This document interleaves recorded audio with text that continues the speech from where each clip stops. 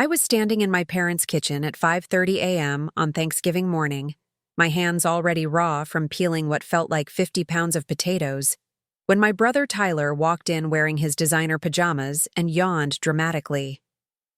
"Steph, can you make me some of that fancy coffee you're always bragging about, and maybe some of those little pastries?" He didn't say good morning. He didn't offer to help.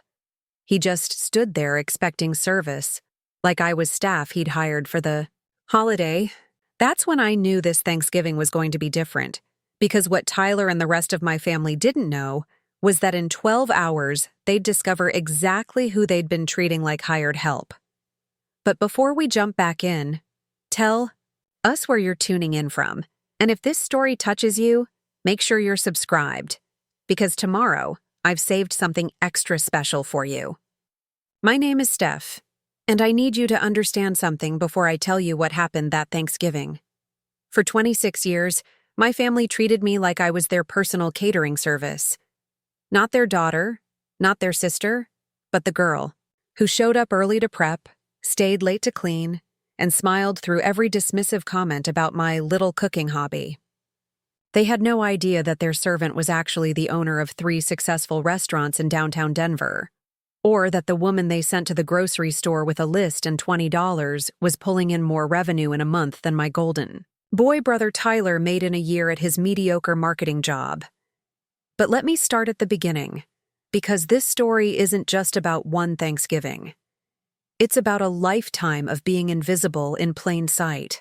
Growing up in suburban Denver, I learned early that in my family, there were 2 types of people: Tyler, who got celebrated for breathing, and me, who got noticed only when something needed to be done. When Tyler brought home a C+ in high school math, Dad took him out for steak dinner to celebrate his improvement. When I graduated valedictorian, Mom asked if I could pick up groceries on my way home from the ceremony, because we were having people over to congratulate Tyler on making JV basketball. He'd been benched the entire season. The pattern was set before I could even recognize it. Tyler got birthday parties with themes and guest lists. I got asked what I wanted to cook for Tyler's birthday party. Tyler got his college tuition paid in full, plus a brand new Honda Civic for graduation. I got a $20 gift card to Target and a lecture about how college wasn't for everyone. Maybe I should consider culinary school since I was always cooking anyway. The thing is, they weren't wrong about the cooking. I'd been obsessed with food since I was 8 years old, watching cooking shows and experimenting with flavors in our kitchen when everyone else was asleep. But they saw it as a cute hobby, like collecting stamps or knitting scarves. They never saw it as a passion, never saw it as a potential career, and definitely never saw it as something that could make me successful. When I told them I was going to culinary school, Dad actually laughed. Not a mean laugh, but that dismissive chuckle you give a kid who says they want to be a princess when they grow up. "That's nice, honey," Mom said, already turning back to Tyler, who was telling some story about his internship at a local radio station where he mostly fetched coffee. "Tyler, tell us more about that project you're working on." I paid for culinary school myself, worked 3 part-time jobs, lived in a studio apartment that was basically a closet with a hot plate, ate ramen for 2 years straight. When I graduated, with honors and got accepted to an advanced pastry program in Paris, I was so excited I called them immediately. Mom answered the phone, and I could barely contain myself as I told her the news. "That's wonderful, sweetie," she said in that distracted voice she used when she was multitasking. "Listen, can you call back later? Tyler just got promoted to assistant marketing coordinator, and we're taking him to that fancy steakhouse downtown. You know, the one you always say you want to try? Maybe you can join us next time." I hung up and cried for 20 minutes. Then, I dried my eyes, packed my bags, and spent 6 months in Paris learning from some of the best chefs in the world. I sent them pictures of the Eiffel Tower, of the incredible dishes I was creating, of the certificate I earned from Le Cordon Bleu. They liked the photos on Facebook and commented things like, "So proud," with heart emojis. But when I came back and Tyler got a new apartment, Guess who they called to help him move and organize his kitchen? That's when I stopped trying to get their attention and started building something they'd never see coming. I came back from Paris with skills, connections, and a fire in my belly that had nothing to do with cooking and everything to do with proving something to myself. I got a job as a sous chef at a high-end restaurant in downtown Denver, worked 16-hour days, saved every penny, and learned the business from the ground up. Within 2 years, I was head chef.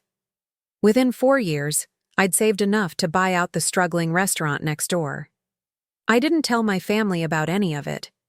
When they asked what I was doing for work, I'd say cooking, and they'd nod and change the subject to Tyler's latest achievement, like the time he got Employee of the Month at his marketing firm for bringing donuts to a meeting. While they were celebrating Tyler's donut contribution, I was building an empire. I transformed that struggling restaurant into Sage, an upscale farm-to-table place that had a 3-month waiting list within 6 months of opening. Food critics were calling it revolutionary. Local magazines were featuring it in Best of Denver lists. I was getting calls from investors wanting to partner with me. But at family dinners, I was still the one setting the table while Tyler told everyone about his latest marketing campaign for a local mattress store. The second restaurant came 2 years later. Bloom, a plant-based fine dining experience that attracted celebrities and food bloggers from across the country. The third restaurant, Ember, specialized in wood-fired cuisine and had a James Beard nomination within its first year.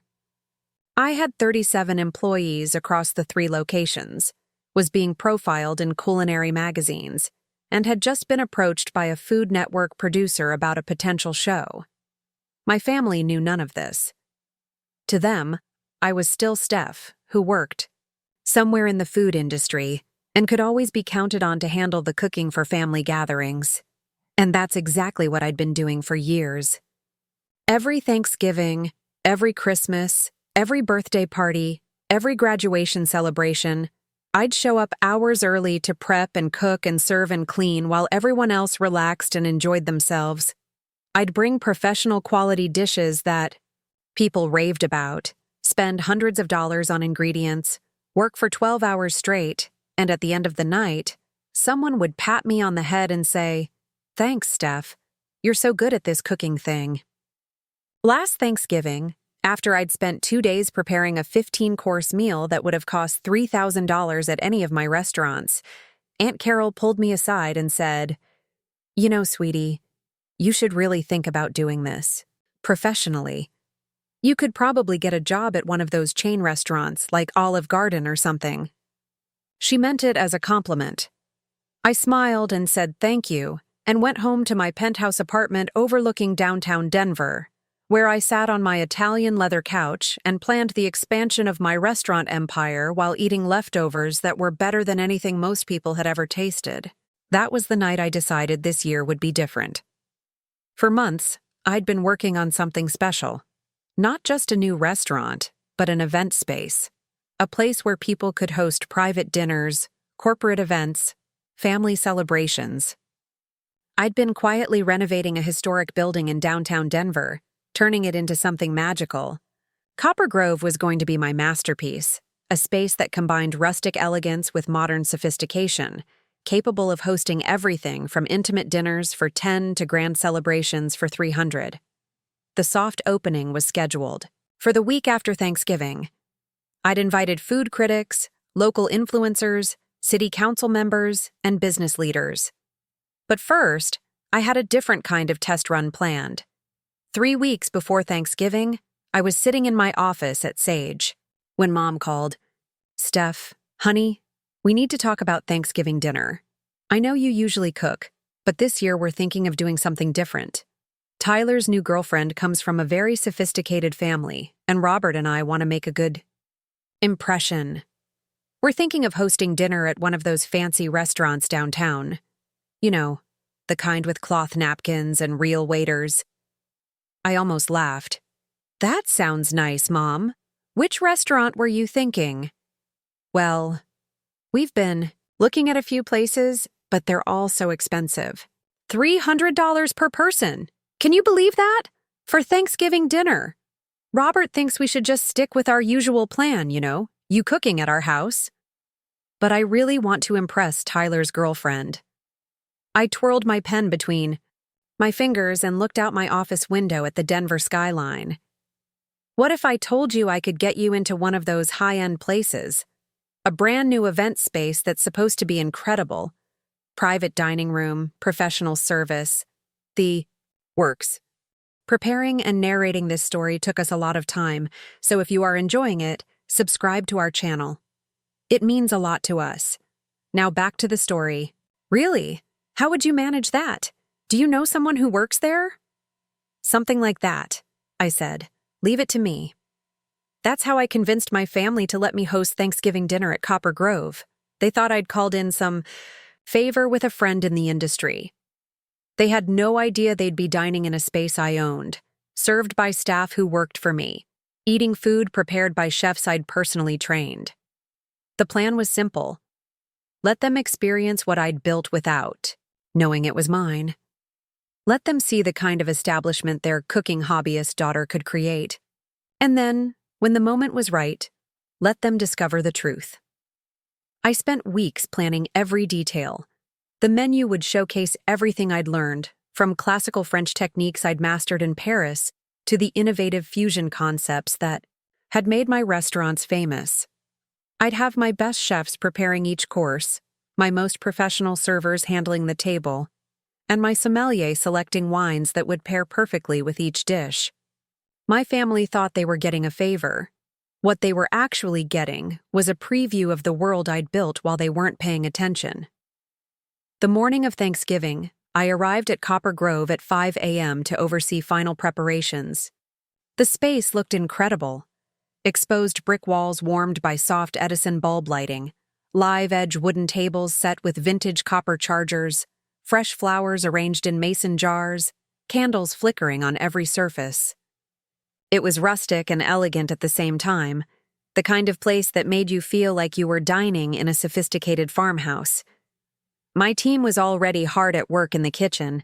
Marcus, my head chef from Sage, was preparing the turkey, a heritage, breed bird that had been dry-brined for 3 days and would be finished with a maple bourbon glaze. Sarah, my pastry chef from Bloom, was putting finishing touches on individual pumpkin soufflés with brown butter ice cream. The entire menu was a love letter to autumn, each dish designed to be both familiar and surprising. At 2 p.m., my family started arriving. I watched through the kitchen service window as they walked into the dining room, their eyes wide with surprise. They'd expected nice, but they hadn't expected this. Mom was practically glowing as she took in the space, already mentally rehearsing how she'd describe it to her friends. Dad was examining the wine list with the kind of attention he usually reserved for sports statistics. Tyler walked in with his girlfriend, Emma, a petite blonde who worked in pharmaceutical sales and had opinions about everything. She was wearing a designer dress that probably cost more than most people's rent, and she was already taking photos for her Instagram story. "This place is incredible," I heard her tell Tyler. "How did your family get reservations? I've been trying to get into the hot new restaurants in Denver for months." Tyler puffed up like he'd personally discovered the place. "My sister has connections in the food industry. She managed to pull some strings for us." I had to bite my lip to keep from laughing. Aunt Carol and Uncle Mike arrived next, followed by my cousin Jessica and her husband Brad. Everyone was dressed up, everyone was impressed, and everyone was already talking about how this was so much better than eating at my parents' house. "I have to admit," Mom said as they were being seated, "this is much more elegant than our usual setup. Steph, your friend really came through for us." "She's not my friend," I said, straightening the silverware that was already perfect. "She's more like my boss." "Well, make sure you thank her properly," Dad said. "This must have cost a fortune. I hope she's not expecting anything in return." "Don't worry," I said. "I think she's getting exactly what she wants out of this." The first course arrived as I was still adjusting place settings, trying to look busy while actually just wanting to observe their reactions. butternut squash soup with sage oil and toasted pumpkin seeds, served in small copper bowls with artisanal bread that had been baked fresh that morning. I watched Tyler take his first spoonful and his eyes widen. "This is incredible," he said. To Emma, "Way better than what Steph usually makes at home." I felt my jaw clench, but I kept my expression neutral. The soup was one of my signature dishes, featured on the menu at Bloom for the past 2 years. Emma was already posting photos. "You guys, this soup is life-changing. I can't believe this place just opened." The second course was wild mushroom. Risotto with truffle oil and microgreens, paired with a glass of Pinot Grigio that had been selected specifically to complement the earthy flavors. Again, I watched my family's reactions as they tasted food that was leagues beyond anything they'd ever experienced. "You know," Aunt Carol said between bites, "Steph should really pay attention to how they're preparing this risotto. She could learn something." I was standing right behind her, close enough to touch her shoulder, but she was talking about me like I wasn't there. Like I was the help. "The presentation is so professional," Mom added. "Everything looks like it belongs in a magazine." Course after course, I watched my family enjoy the best meal of their lives while dismissing the possibility that the person they'd been treating like hired help could have created it. The herb-crusted rack of lamb with rosemary juice. The duck, confit with cherry gastrique. The roasted vegetable medley that turned Brussels sprouts and butternut squash into something that looked like art on the plate. Tyler was holding court, telling stories about his marketing campaigns while gesturing with his fork.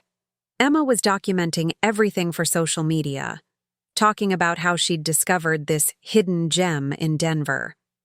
My parents were discussing how impressed Tyler's girlfriend must be with their sophisticated taste in restaurants. I was invisible, just like always. The only difference was that tonight, I was invisible in my own restaurant. As the main course was being cleared, I stepped into the kitchen to check on dessert preparations. Sarah had outdone herself with the pumpkin soufflés, each one perfectly risen and golden, waiting to be topped with the brown butter ice cream and candied pecan crumble. But there was also a surprise I'd planned, something special that would set up the moment I'd been waiting for all evening. I'd commissioned a custom dessert for the occasion, individual chocolate tarts with gold leaf accents, each one decorated with a small sugar sculpture of a sage leaf. They were beautiful, delicate, and unmistakably connected to my restaurant's signature style. But before dessert could be served, I had one more course planned. Not food, but revelation. I walked back into the dining room where my family was, relaxing between courses, talking and laughing and completely at ease in the space I'd created. Tyler was showing Emma photos on his phone, probably of himself at various work events. Mom was complimenting the wine selection. Dad was discussing the restaurant's design with Uncle Mike, speculating about how much it must have cost to renovate. "The attention to detail is incredible," he was saying. "Whoever owns this place clearly spared no expense." I took a deep breath and walked over to their table. "Is everyone enjoying their meal?" "Oh, yes," Mom said without really looking at me. "Everything has been wonderful. You'll have to thank your boss for accommodating us on such short notice." "Actually," I said, my voice steady and clear, "I think there might be some confusion about who my boss is." Before anyone could respond, Marcus appeared from the kitchen carrying a bottle of champagne. Behind him came Sarah with the dessert course, and behind her came James, my sommelier from Ember. "Ms. Richardson," Marcus said in his professional voice, using the formal tone he always used when other people were around. The kitchen wanted to send out a special toast to commemorate the first family dinner at Copper Grove. The table went quiet. Emma looked up from her phone. Tyler stopped mid-sentence in whatever story he was telling. "Ms. Richardson?" Mom repeated, confused. James stepped forward with champagne flutes on a silver tray. "We wanted to properly welcome your family to your newest establishment," he said to me directly. "The staff is honored to serve the owner's family for this special occasion." The word hung in the air like smoke from a snuffed candle. Owner. I watched their faces as the realization hit. Tyler's mouth actually fell open. Emma's eyes went wide as she looked from me to the elegant space around us and back to me again. Mom's hand went to her throat, and Dad sat back in his chair like he'd been pushed. Owner? Tyler said finally. What do you mean, owner? I smiled, really smiled, for the first time all evening. I mean, I own this restaurant, along with Sage, Bloom, and Ember. I've been building this company for the past 6 years while you all thought I was just playing around in kitchens. The silence stretched for what felt like minutes, but was probably only seconds. I could see them trying to process the information, trying to reconcile the successful businesswoman standing in front of them with the girl they'd been treating like hired help for 26 years. But, Mom stammered, you said you worked in food service. I do work in food service. I own food service companies. 3 restaurants, 1 event space, 37 employees, and last year's revenue was just over $4 million. Emma's champagne flute stopped halfway to her lips. Tyler looked like he was trying to solve a math problem in his head. Aunt Carol's fork was suspended in midair with a bite of lamb still on it. 4 million, Dad repeated slowly. Million, I confirmed, with an M. That's when Tyler found his voice again. Why didn't you tell us? Why would you keep this a secret? I looked around the table at faces that had spent decades dismissing my ambitions, diminishing my achievements, and treating my passion like a cute hobby that would never amount to anything real. Because, I said, accepting a champagne flute from James's tray, you never asked. The champagne bubbles tickled my throat as I took a sip and watched my family's world reorganize itself around this new information. Tyler was the first to recover, which didn't surprise me. He'd always been quick to adapt when circumstances shifted in ways that might benefit him. This is amazing, Steph, he said, his voice taking on that overly enthusiastic tone he used when he wanted something. I mean, I always knew you were talented, but this is incredible. $4 million? That's like CEO money. I almost choked on my champagne. You always knew I was talented? Really? Because last Christmas you told Emma's parents that I worked at some little cafe downtown and that cooking was just something she does to keep busy. Tyler's face flushed red, but before he could respond, Emma jumped in. Her entire demeanor had shifted from polite disinterest to laser-focused attention. Wait, so you own Sage? The Sage? I've been trying to get reservations there for months. My friend Melissa finally got a table and said it was the best meal of her life. That's the one, I said, watching as she immediately started calculating what this meant for her social media presence. I could practically see the Instagram posts forming in her head. Mom was staring at me like I'd suddenly sprouted wings. But sweetie, if you've been this successful, why have you been cooking for all our family gatherings? Why didn't you just hire a caterer or take us to one of your restaurants? The question hung in the air, and I realized this was the moment. I'd been unconsciously preparing for my entire adult life. The moment when I could finally ask them the question that had been burning in my chest for years. Mom, I said slowly, when exactly would I have told you about my restaurants? Was it supposed to be during Tyler's graduation party, when you asked me to handle all the food while everyone else celebrated? Or maybe at Dad's birthday dinner, when you seated me at the kids' table so Tyler's girlfriend could sit with the adults? Or perhaps last Easter, when you introduced me to your friends as our daughter who works in food service, and then spent 20 minutes talking about Tyler's promotion to junior marketing associate. The silence that followed was different from the shocked quiet of a few minutes earlier. This was heavy, uncomfortable, the kind of silence that happens when people are forced to confront truths they've been avoiding. Dad cleared his throat. Now hold on, Steph. That's not fair. We've always supported your cooking. You've always used my cooking, I corrected. There's a difference. Supporting me would have looked like asking about my goals, my dreams, my business plans. Supporting me would have looked like showing up when I graduated from culinary school, or asking why I spent 6 months in Paris, or wondering why I work 70-hour weeks and never seem to have time for a social life. Uncle Mike, who had been unusually quiet, leaned forward. 6 months in Paris? When was this? 4 years ago, I studied at Le Cordon Bleu and worked in Michelin-starred restaurants. I sent photos, postcards, even called to share some of the techniques I was learning. Do you remember what you said, Dad? Dad's jaw tightened. I don't recall exactly. You said, "That's nice, honey, but when are you coming back to get a real job?" A real job. I was training with some of the best chefs in the world, and you thought it was vacation. Emma, who had been furiously texting throughout this exchange, looked up with bright eyes. So wait, you trained in Paris? Like, actual French cooking? That's so Instagram-worthy. We should definitely do a collaboration post about this.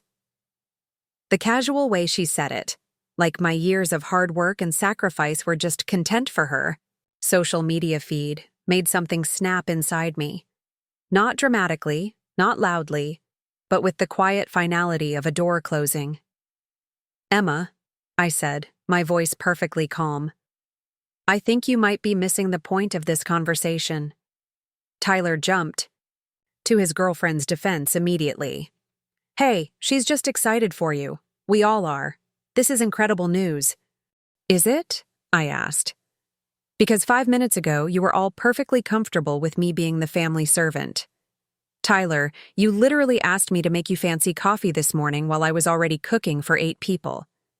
And Emma, when I brought out the appetizers earlier, you didn't even look up from your phone to say thank you. I was posting about how amazing the food was, Emma protested. I was promoting the restaurant. You were promoting a restaurant you thought someone else owned while treating the actual owner like waitstaff. Aunt Carol, who had been unusually quiet throughout the meal, finally spoke up. Stephanie, I think you're being a little harsh. We're all just surprised, that's all. It's wonderful that you've done so well for yourself, but there's no need to attack everyone. Attack? I repeated. Aunt Carol, 3 hours ago you told me I should apply to work at Olive Garden because I might have potential in the restaurant industry. I currently employ 37 people and have a James Beard nomination. Which part of that sounds like an attack to you? Well, how were we supposed to know? She said defensively. You never told us any of this. I tried to tell you. For years I tried to tell you. When I opened Sage, I invited everyone to the opening night. Do you remember what happened? The table went quiet again. I could see some of them trying to recall, their faces showing the uncomfortable realization that they couldn't.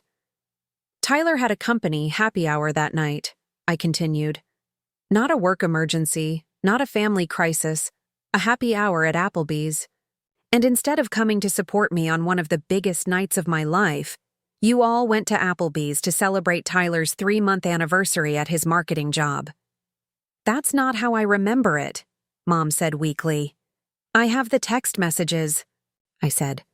I pulled out my phone and scrolled back to November 2019. Here's what you wrote. Sorry, honey, we promised Tyler we'd be there for his work thing. Maybe we can try your restaurant sometime when it's not so busy. Congratulations, though. With a smiley face emoji. I watched Mom's face as she recognized her own words. The casual dismissal, the assumption that my restaurant opening was less important than Tyler's casual work event, the empty promise to visit sometime that never materialized. And when I opened Bloom, I continued, I sent everyone a press release that had been featured in Denver magazine. Tyler, do you remember what you said? Tyler was studying his champagne flute like it contained the secrets of the universe. Not exactly. You said, cool, maybe I can get a discount for my work clients? You didn't ask about the concept, the reviews, the fact that I'd been featured in a national magazine. You wanted to know if you could use my success to impress people at your job. The dessert course arrived as I was speaking, and I watched. My staff move around the table with professional grace, setting down the chocolate tarts I'd designed specifically for this moment. Each plate was a work of art, the gold leaf catching the candlelight, the sugar sage leaves looking delicate and ethereal. "These are beautiful," Mom said quietly, as if she was afraid to speak too loudly. "Thank you," I said. "I designed them. Myself. The sage leaf is actually the signature element of my brand. It represents growth, wisdom, and transformation. Sage was the first restaurant I owned, and the name has special meaning for me." "What kind of meaning?" Jessica asked. She'd been mostly quiet throughout the evening, but I could see her trying to understand this new version of her cousin. "Sage is a plant that thrives in difficult conditions," I explained. "It's hardy, it's useful, and it gets better with time. It can grow in poor soil, survive drought, and still produce something valuable. I chose the name because it reminded me that just because you start with less doesn't mean you have to end with less." The metaphor wasn't lost on anyone at the table. We all knew what kind of soil I'd been planted in, and what I'd had to survive to get where I was. Dad was examining his dessert with the kind of attention he usually reserved for important documents. "This is professional quality," he said finally. "Better than anything I've ever had at a high-end restaurant." "It should be," I said.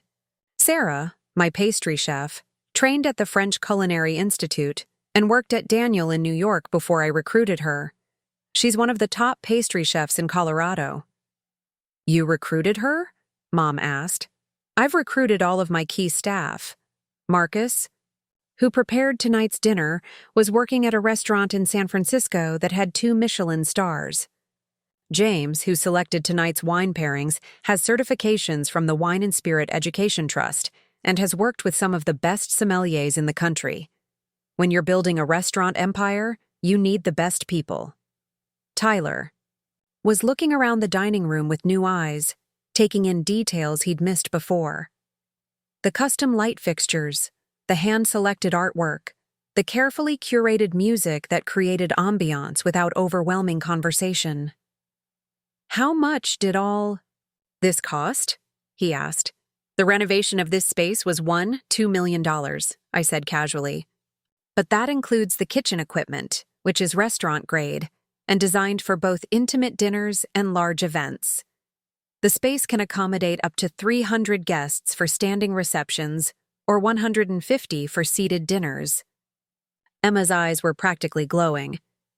"This would be perfect for corporate events. My company is always looking for unique venues for client entertainment." "I'm sure they are," I said dryly. "The booking calendar is already quite full, but I'm sure we could work something out."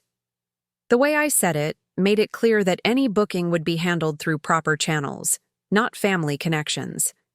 Emma was going to have to earn access to my venue just like everyone else.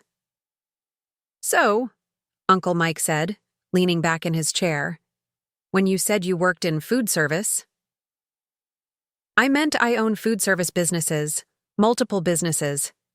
I'm also a consultant for restaurant startups.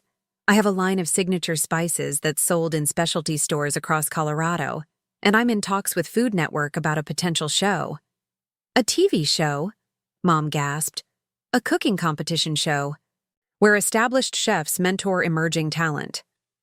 The working title is From Scratch, and it focuses on chefs who've built successful careers without traditional advantages. People who've had to be scrappy, creative, and resilient." I didn't mention that the show's concept had been inspired by my own experience, by all the times I'd had to prove myself without family support or financial backing. But I think some of them were beginning to understand. "This is incredible, Steph," Tyler said, and for the first time all evening, he sounded genuinely impressed rather than calculating. "I had no idea you were doing all this. I mean, I knew you were good at cooking, but this is like real business success." "It is real business success," I agreed. "And it didn't happen overnight. I've been working toward this for 8 years. 80-hour weeks, sleeping in my office, eating ramen for months at a time so I could save money to invest in equipment." I've missed holidays, vacations, social events, dating opportunities. I've sacrificed everything to build this. But why didn't you tell us? Mom asked again, and I could hear genuine confusion in her voice. We would have been so proud. That's when I realized they really didn't understand. They genuinely couldn't see how their own behavior had created the wall between us. They thought my secrecy was arbitrary, not protective. Mom, I said carefully, do you remember my 24th birthday? She looked uncertain. I think so. Why? It was 2 years ago. I had just signed the lease on the building that became Bloom. It was the biggest financial risk I'd ever taken, and I was terrified and excited and needed someone to talk to. So I called you. Okay, she said slowly.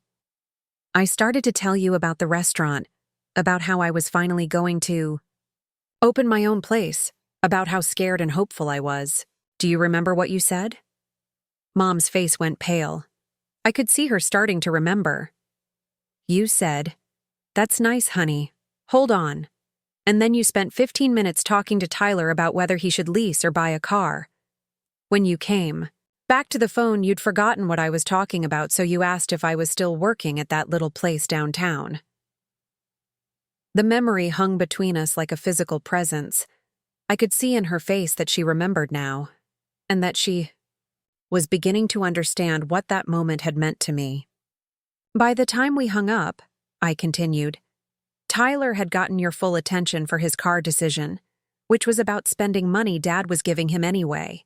And I had learned that the biggest moment of my professional life wasn't interesting enough to hold your attention for 5 minutes. Stephanie, Mom whispered, I'm so sorry. I didn't realize. That's the thing, Mom. You didn't realize.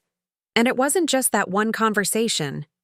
It was pattern after pattern, year after year, of my achievements being background noise to Tyler's ordinary life. Tyler shifted uncomfortably in his seat. Look, I never asked for that kind of attention. Didn't you? I asked. Because you sure enjoyed it. You enjoyed having your mediocre accomplishments celebrated while I was ignored. You enjoyed having me cook for your friends while you took credit for being from a family that could provide that kind of hospitality. You enjoyed using my skills to make yourself look good without ever acknowledging where those skills came from. That's not fair, Tyler said. I always thought you were talented. Thinking I was talented and respecting my career are two different things.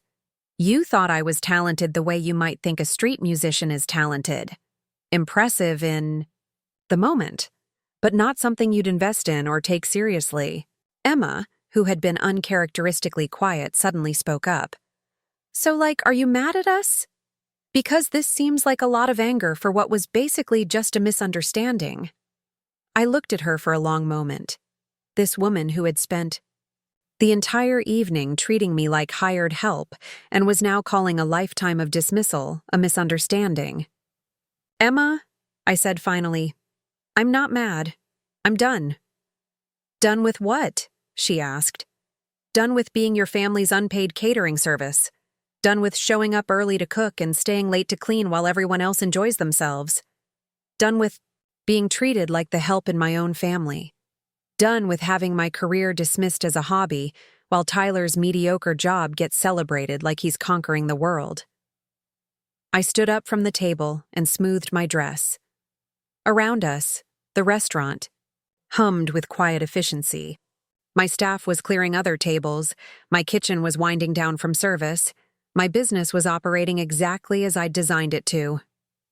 But mostly, I continued, I'm done with performing gratitude for scraps when I've built a feast.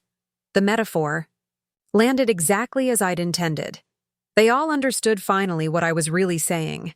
Dad was the first to try to recover. Now, Stephanie, let's not be hasty. Family is family. We can work through this. Can we? I asked. Because I've been trying to work through this for 26 years. I've been patient, I've been understanding, I've been accommodating. I've made excuses for behavior that I would never accept from employees, customers, or friends. The only reason I've tolerated it this long is because you're family." "So what are you saying?" Mom asked, her voice small. "I'm saying that family is supposed to be a foundation that supports you, not a ceiling that limits you. And for most of my life, you've been my ceiling." I walked over to where James was standing with the champagne bottle, ready to refill glasses. "James, would you please prepare the check for table 12? "Certainly, Ms. Richardson. Will this be going on the house account?" "No," I said clearly, making sure everyone at the table could hear. "Full price. They're not family tonight. They're customers." The check, when it arrived, was for $1,237. I watched their faces as James placed the leather folder in front of Dad, who opened it with trembling hands. $1,200? Tyler squeaked. "For dinner?" "For a 7-course tasting menu with wine pairings at a high-end restaurant, prepared by James Beard-nominated chefs, served in a private dining room," I corrected. "It's actually quite reasonable for this level of service." Dad was staring at the numbers like they might change if he looked hard enough. "Stephanie, surely you don't expect us to pay full price. This is family." "Is it?" I asked. "Because family would have celebrated my success instead of questioning it. Family would have asked about my dreams instead of assuming I didn't have any. Family would have treated me like a daughter and sister instead of like staff." I could see them processing this, understanding that the bill wasn't really about money. It was about value, respect, recognition. It was about being treated like the successful businesswoman I'd become, instead of the convenient servant they'd always seen me as. "We can't afford $1,200, Mom said quietly. "I know," I replied. "Tyler's salary is $42,000 a year. Dad makes $68,000. And you haven't worked outside the home in 15 years. I know exactly what you can and can't afford, because unlike you, I've been paying attention." The precision of my knowledge about their finances clearly unsettled them. It drove home the point that I'd been watching, learning, understanding their lives while they'd remained oblivious to mine. "But here's what's going to happen," I continued. "I'm going to cover tonight's bill, not because you're family, but because this dinner was my gift to myself. My celebration of everything I've accomplished despite the lack of support, encouragement, or even basic interest from the people who were supposed to believe in me first." I nodded to James, who discreetly removed the check from the table. "However," I said, "this is the last time I'll be cooking for family gatherings, the last time I'll show up early to prep and stay late to clean.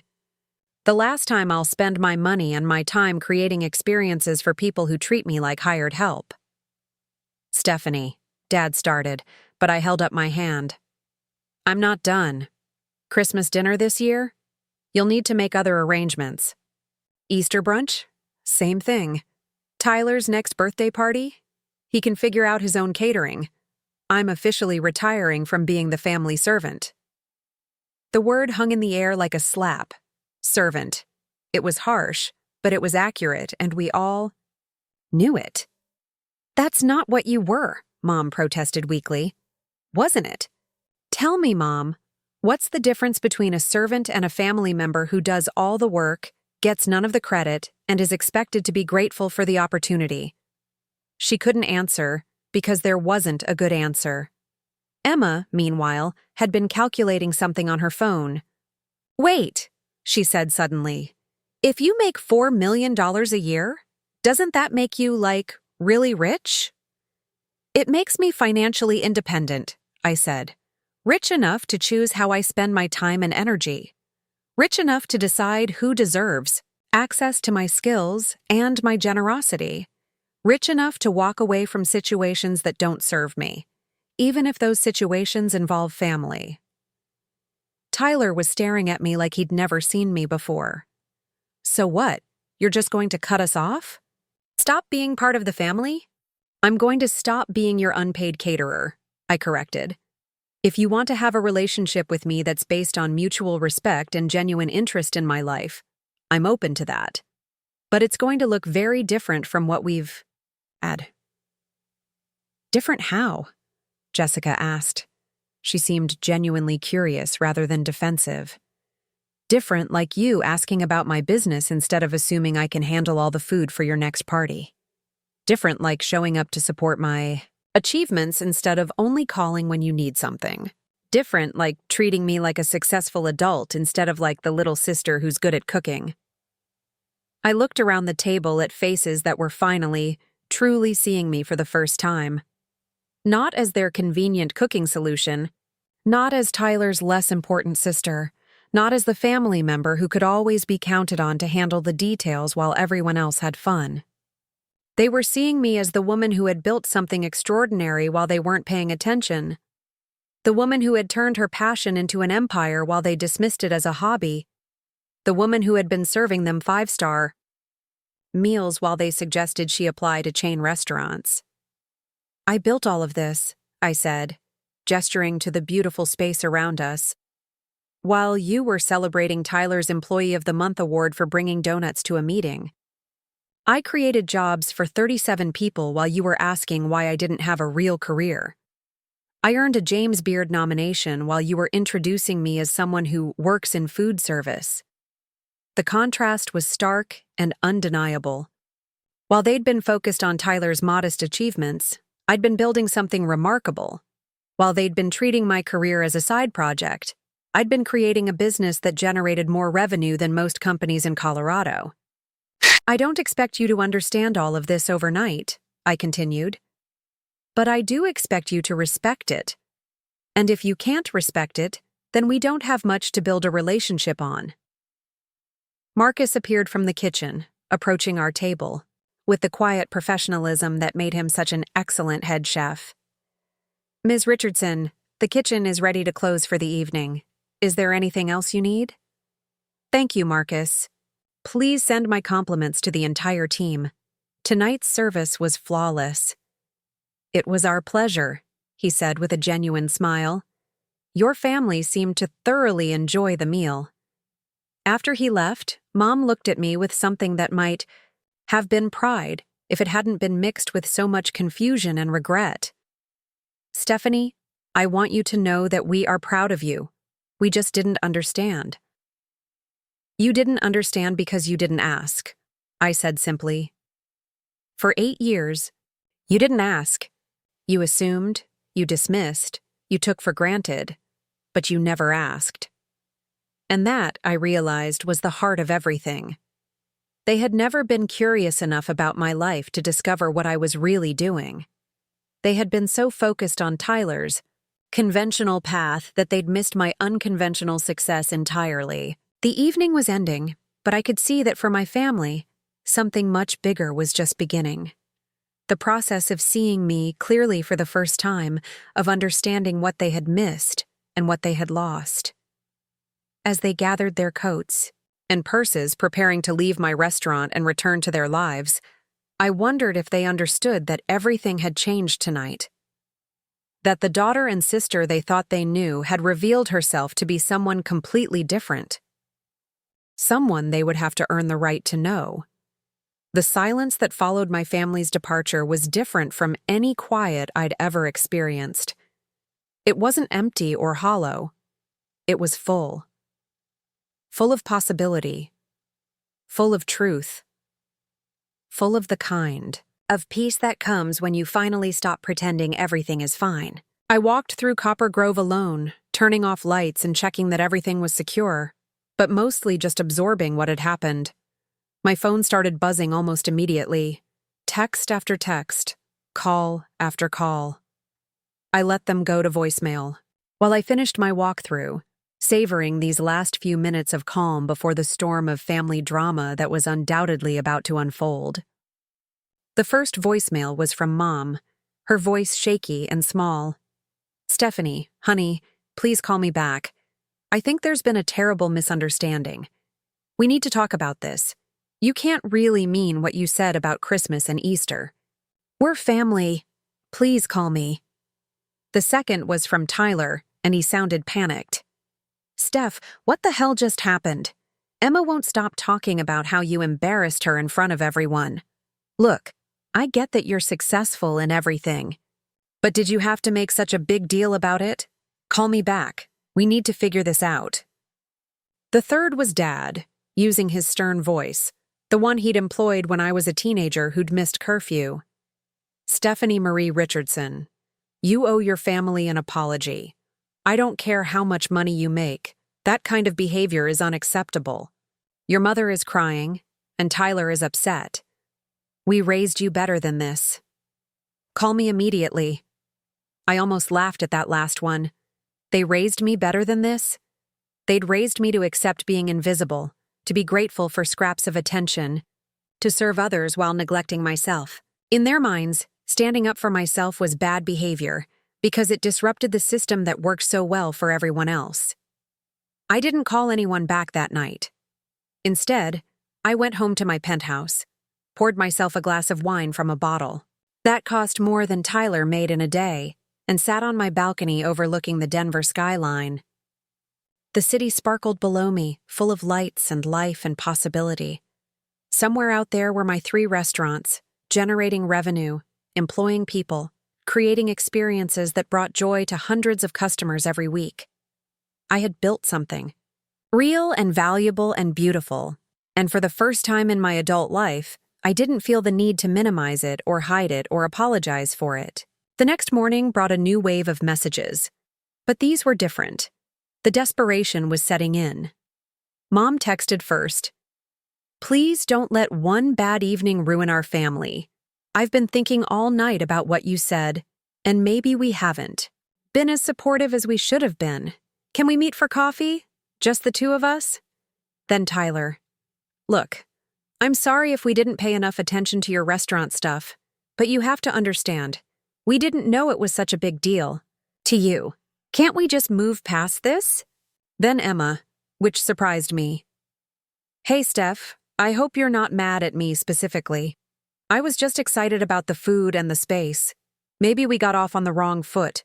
Would love to feature your restaurants on my Instagram if you're interested. And finally, Dad, your mother hasn't slept all night. She's talking about counseling and family therapy and all sorts of nonsense. Whatever point you were trying to make, you've made it. Now let's get back to normal. Back to normal. That phrase told me everything I needed to know about how seriously they were taking this conversation. Dad thought this was a tantrum that would blow over, not a fundamental shift in how I was going to live my life. I was in my office at Sage, going over weekend reservations with my manager, when the first surprise visitor arrived. Mom walked through the front door at 10 a.m., looking around with the same wide-eyed expression she'd had at Copper Grove the night before. Can I help you? Asked Melissa, my host manager, not recognizing the woman who'd never bothered to visit any of my restaurants in the 4 years they'd been open. I'm looking for Stephanie Richardson. I'm her mother. Melissa's eyebrows shot up. She'd worked for me long enough to know that my family had never shown any interest in my business, and she'd heard enough of my frustrated phone calls to understand the dynamic. I'll check if she's available, Melissa said diplomatically, then knocked on my office door. Steph, your mother is here to see you.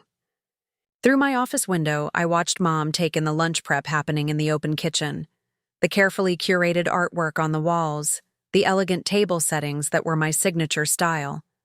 She looked confused, like she was trying to reconcile this sophisticated establishment with her mental image of my little cooking job. I came out to greet her, curious about what could have motivated her to actually visit one of my restaurants for the first time. Mom, I said, this is unexpected.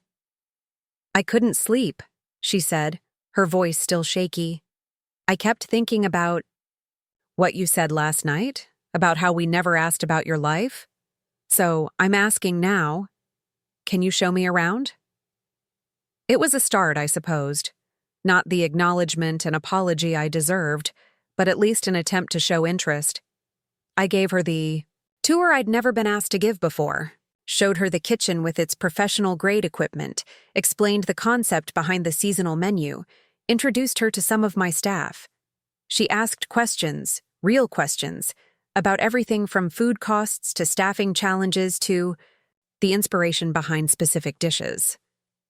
"This is incredible, Stephanie," she said as we finished the tour. "I had no idea it was so complex. Running a restaurant is like running a small city." 3 restaurants, I corrected gently. "And an event space. And a catering company. And a spice line." Her face went pale again. 3 restaurants. I keep forgetting that." We sat down at a corner table, and she fidgeted with her purse strap while I waited for her to find the words she'd come to say.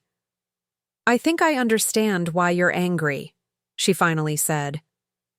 "Seeing all this, understanding what you've built, I'm starting to realize how dismissive we must have seemed."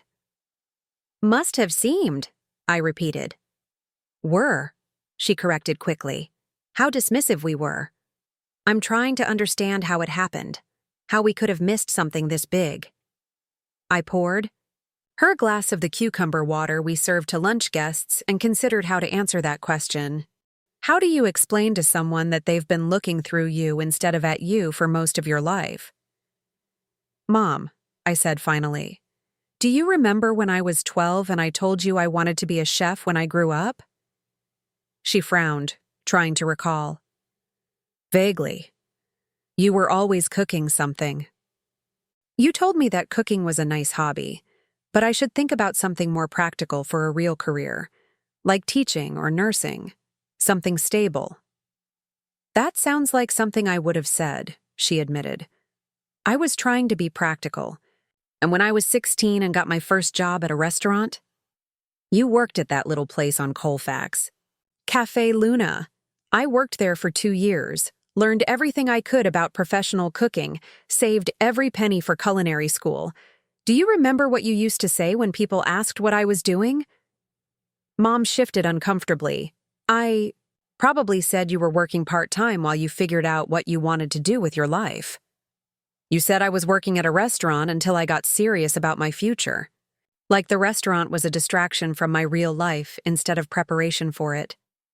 She was quiet for a long moment, processing this. "I didn't see it as preparation because I didn't understand that you were serious about cooking as a career. But I told you I was serious. Multiple times. I showed you my acceptance letter to culinary school, my grades, my recommendations from the chefs I worked under. What part of that seemed like I wasn't serious?" "I guess," she said slowly, "I thought you'd grow out of it." There it was. The truth I'd suspected for years but had never heard spoken aloud. She'd thought my passion was a phase, something I'd abandon once I got older and more practical. She'd never taken my dreams seriously because she'd never believed they were permanent. "And Tyler?" I asked. "When did you think he'd grow out of wanting a career in marketing?" "That's different," she said automatically, then caught herself. "I mean, it seemed more stable. Tyler's career is stable because Dad helped him get his first job through a business connection, because you paid his college tuition so he graduated debt-free, because he's always had a safety net that allowed him to take risks. My career seemed unstable because I had to build it from nothing, with no help, while working multiple jobs to pay for my own education." I could see her starting to understand the circular logic that had governed their support. Tyler got help because his path seemed stable, and his path seemed stable partly because he got help. I didn't get help because my path seemed risky, and my path seemed riskier because I didn't get help. "I never thought about it that way," she said quietly. "I know you didn't. That's the problem. You never thought about it at all." A server approached our table and I recognized David, one of my senior waiters who'd been with me since Sage opened. "Ms. Richardson, I hate to interrupt, but there's a call for you from the Food Network producer. Should I tell her you'll call back?" "Food Network?" Mom repeated faintly. "Please tell her I'll call back in an hour," I told David. After he left, I turned back to Mom. "That's about the cooking show I mentioned last night. They want to film a pilot episode next month. A cooking show on television. A competition show where established chefs mentor up-and-coming talent. The kind of opportunity that comes when you've built a reputation in the industry over many years. Mom sat back in her chair, looking overwhelmed. I feel like I don't know you at all. You don't, I said simply. You know the version of me that existed in your house, the one who cooked for family gatherings and cleaned up afterward. But you don't know the woman who negotiated a lease on a historic building, or who hired and trained dozens of employees, or who created award-winning menus that food critics write about. I want to know that woman, she said, and for the first time, she sounded sincere rather than defensive. Then you're going to have to do the work, I replied. You're going to have to ask questions and listen to answers and show up for things that matter to me. You're going to have to treat my career with the same respect you've always shown Tyler's. And if I do that, will you consider coming back to family dinners? I looked at her across the table, this woman who had raised me but never really seen me, who was finally trying to bridge a gap she was only beginning to understand existed. Mom, I said gently, I'm not interested in going back to the way things were, but I might be interested in building something new. She nodded eagerly. Yes, something new. What would that look like? It would look like you calling to ask how my business is doing instead of only calling when you need me to cook for something. It would look like showing up to restaurant events and actually understanding what I do for a living. It would look like treating me like an adult who's made smart decisions about her life, instead of like a child who needs guidance towards something more practical. I can do that, she said quickly. Can you? Because it's going to require seeing me differently than you have for 26 years. It's going to require admitting that maybe my unconventional path was actually the right choice for me. She was quiet for a moment, and I could see her wrestling with concepts that challenged everything she'd believed about success and stability and the right way to live a life. I think, she said finally, I've been so focused on what I thought you should want that I never paid attention to what you actually wanted. It was the closest thing to an apology I'd heard from her, and while it wasn't enough to erase years of dismissal and neglect, it was a start. That's a good realization, I said. What are you going to do with it? I'm going to start paying attention, she said. Really paying attention. To your restaurants, your success, your life. I'm going to learn about what you've built and why it matters. And Tyler? Her face fell slightly. Tyler is struggling with all this. He feels like you made him look bad in front of Emma. I didn't make Tyler look bad. I revealed how bad he's been making himself look by taking credit for things he didn't earn and dismissing things he didn't understand. He's embarrassed. Good. Maybe embarrassment will motivate him to do better. Mom looked shocked at my bluntness, but I was done protecting Tyler from the consequences of his own behavior. He was a grown man who'd been coasting on family support and other people's work for years. A little embarrassment might be exactly what he needed. What about Christmas? She asked. You said you wouldn't be cooking this year. I meant it. I'm officially retired from being the family chef. If you want to have Christmas dinner, you'll need to figure out another solution. We don't know how to host a dinner for 12 people. Then you'll learn. Or you'll hire a caterer. Or you'll go to a restaurant. You'll figure it out the same way millions of other families do. But your cooking is so much better than anything we could afford to hire. Of course it is, I said. I'm a professionally trained chef with years of experience and James Beard. Recognition. My cooking is better than most caterers because I'm better than most caterers. That's why I charge what I charge. The reality of what they'd been receiving for free was finally sinking in. They'd been getting services worth thousands of dollars without ever acknowledging the value of what I was providing. Could we hire you? She asked tentatively. I almost smiled at that. Mom, my catering rate for a 12-person dinner party is $800 plus the cost of ingredients. Are you prepared to pay that? Her face went white. $800? That's actually a discount from my standard rate, which is $1,200 for events that size. but it's still real money for real professional services. We can't afford that. I know, which is why you've been getting such an incredible deal all these years. Free professional catering from a chef whose restaurants have waiting lists. I let that sink in for a moment, watching her understand the true cost of what she'd been taking for granted. So what do we do? She asked finally. You do what every other family does. You cook something yourselves, or you simplify the menu, or you ask everyone to bring a dish, or you celebrate differently. You figure it out without relying on me to handle everything. But it won't be the same. No, I agreed. It won't be the same. It might actually be better, because everyone will have to participate instead of just expecting one person to handle everything. Mom sat with that for a while, probably imagining Christmas dinner without the elaborate spread I'd been providing, for years. Probably realizing that she'd have to actually plan and prepare and coordinate instead of just showing up to enjoy the meal someone else had created. I need to ask you something, she said finally. And I need you to be honest with me. Okay. Do you hate us? For how we've treated you? I considered the question carefully. Hate was such a strong word, and it didn't accurately describe the complex mix of emotions I felt toward my family. I don't hate you, I said, but I'm deeply disappointed in you, and I'm angry about all the time and energy I've wasted trying to get your attention and approval. I'm frustrated that it took a dramatic revelation for you to finally see what I've been doing with my life. And I'm sad that we don't have the kind of relationship we could have had if you'd been paying attention all along. Can we fix it? She asked. I don't know, I said honestly.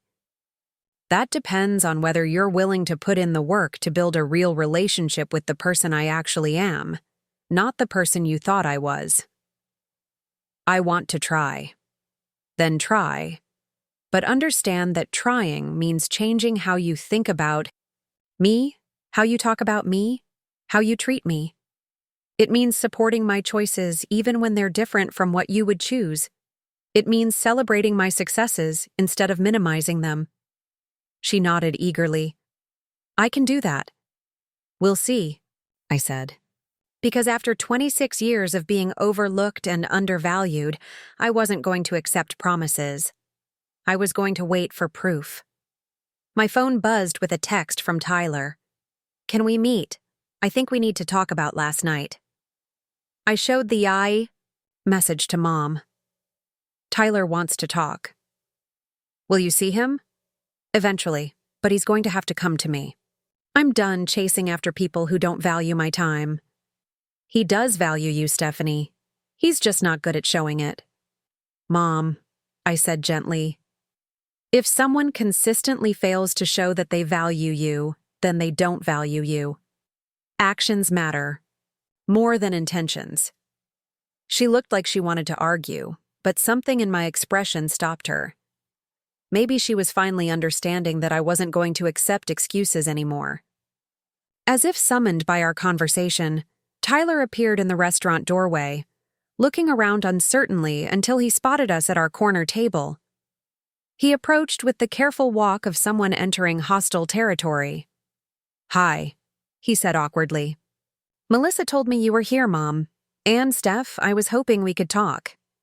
Sit, I said, not particularly warmly, but not hostilely either. He sat down and immediately started fidgeting with his phone, a nervous habit he'd had since high school. So this place is really nice, he said, looking around. Very professional. Thank you. I mean, I knew you worked at restaurants, but I didn't realize you owned places like this. Because you never asked. Right. Yeah, that's kind of what I wanted to talk about. He took a deep breath. I think maybe I haven't been the best brother. Go on.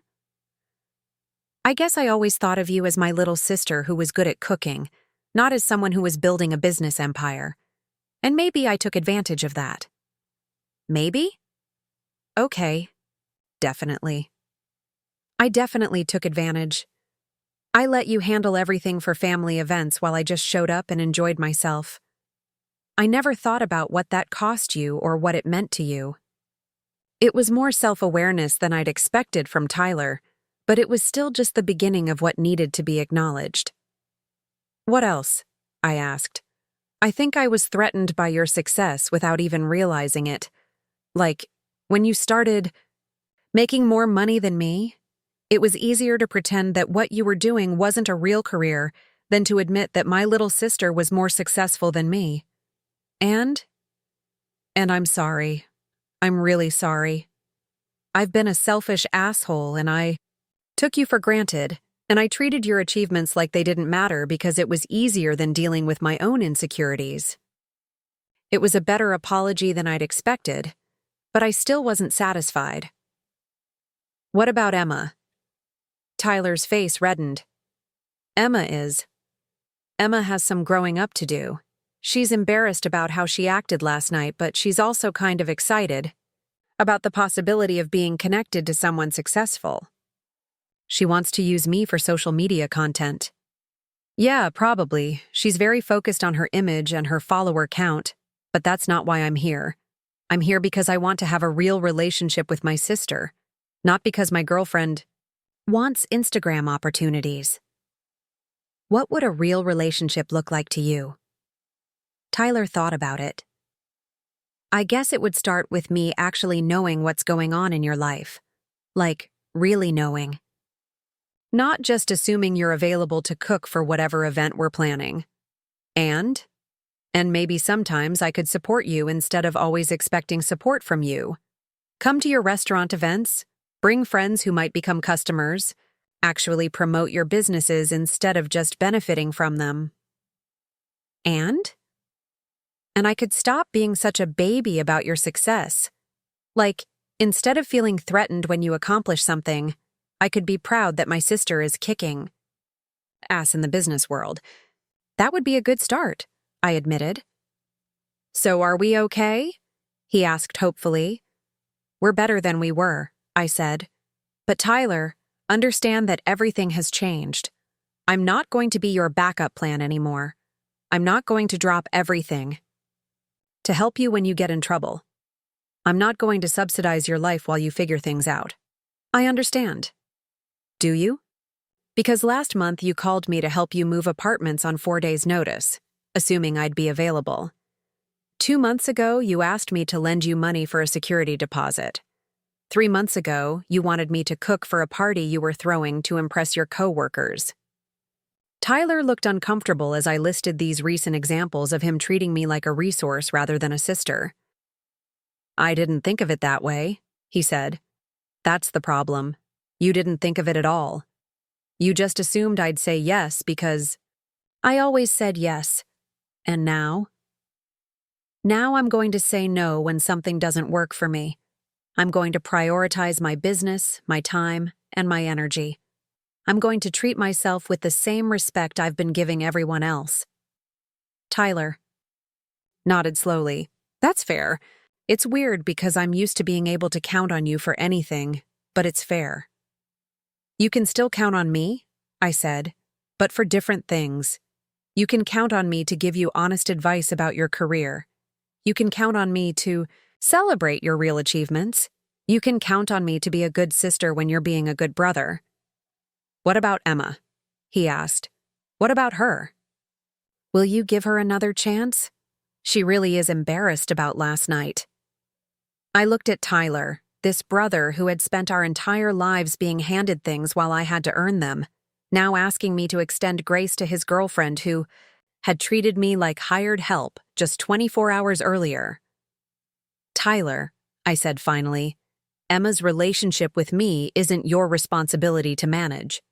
If she wants to apologize for her behavior, she can reach out to me directly. But I'm not going to pretend last night didn't happen just to make things easier for you. Fair enough, he said. We sat in comfortable silence for a few minutes, the three of us processing this new dynamic where I was no longer the accommodating family member who absorbed everyone else's needs without complaint. So what happens now? Mom asked. With the family, I mean. Now you all figure out how to function without using me as your personal catering service, I said. And if you want to rebuild relationships with me, you do the work to understand who I really am and what I've accomplished. And Christmas? You'll have Christmas without me handling all the cooking. It might be different, but it might also be better. You might actually have to work together instead of relying on one person to handle everything. Tyler looked panicked. But none of us know how to cook for that many people. Then you'll learn, or you'll order from a restaurant. Or you'll ask everyone to contribute. You'll figure it out. It won't be as good as what you make. No, it probably won't. But maybe it will be more meaningful because everyone will have participated in creating it. As they prepared to leave, both of them looking thoughtful and slightly overwhelmed, I felt something I hadn't expected to feel. Hope. Not the naive hope that everything would magically return to normal, but the mature hope that something better might be possible. For the first time in my adult life, my family was seeing me clearly. They were beginning to understand what they'd missed and what they'd lost. And while I wasn't ready to forgive years of neglect and dismissal, I was open to the possibility that we might build something new from the ruins of what we'd had before. But that was going to be up to them. I'd spent 26 years trying to earn their attention and respect. Now, it was their turn to earn mine. The weeks following Thanksgiving brought a series of tests that would determine whether my family's promises of change were genuine or just panic-induced words they hoped would restore the status quo. December arrived with its usual flurry of holiday planning requests, but for the first time in my adult life, none of them were directed at me.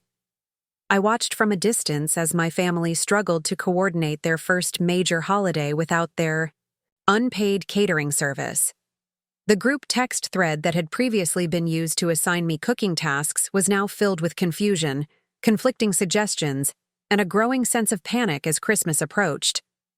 "Should we just order a bunch of pizzas?" Tyler suggested after 3 days of failed attempts to organize a menu. "For Christmas dinner?"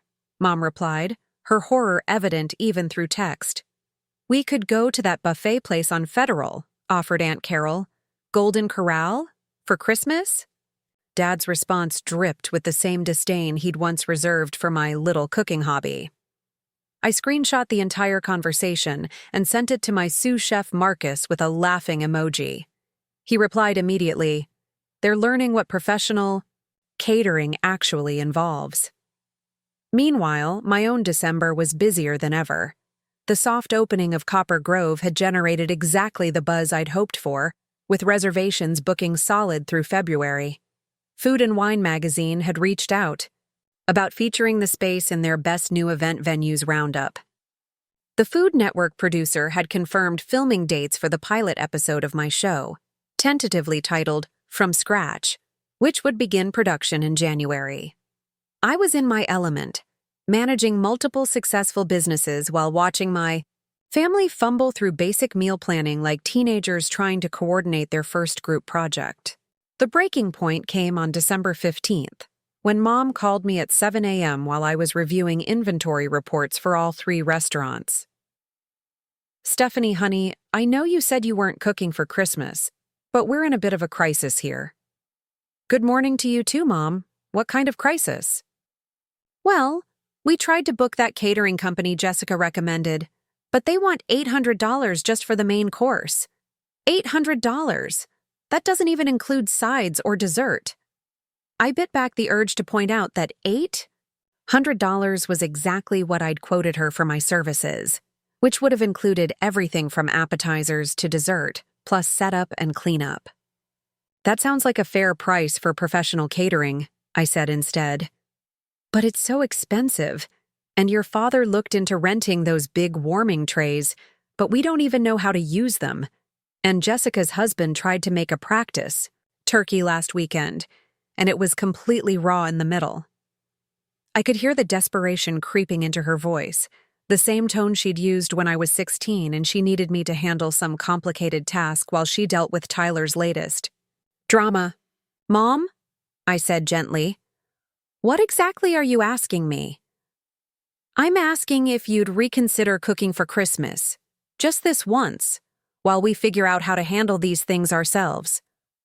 Just this once, I repeated.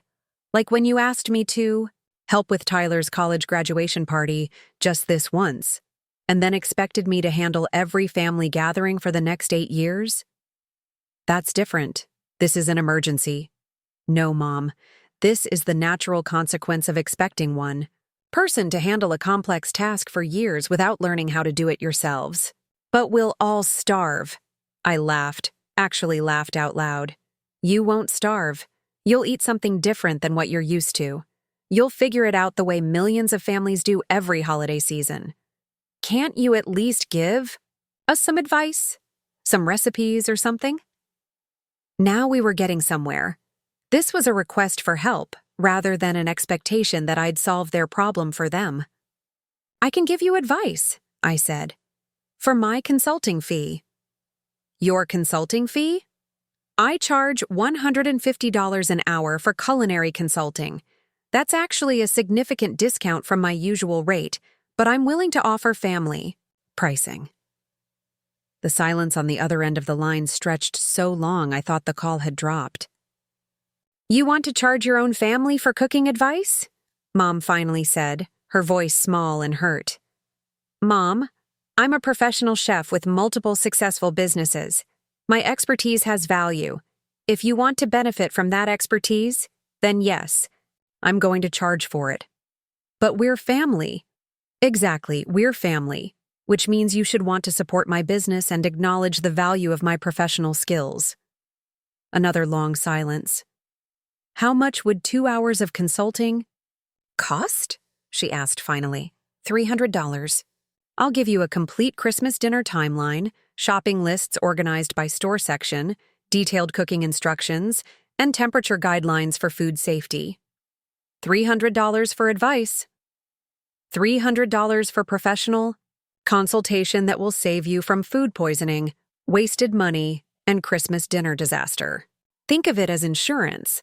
I could hear her breathing heavily, probably calculating whether they could afford it. We'll take it, she said finally. Excellent.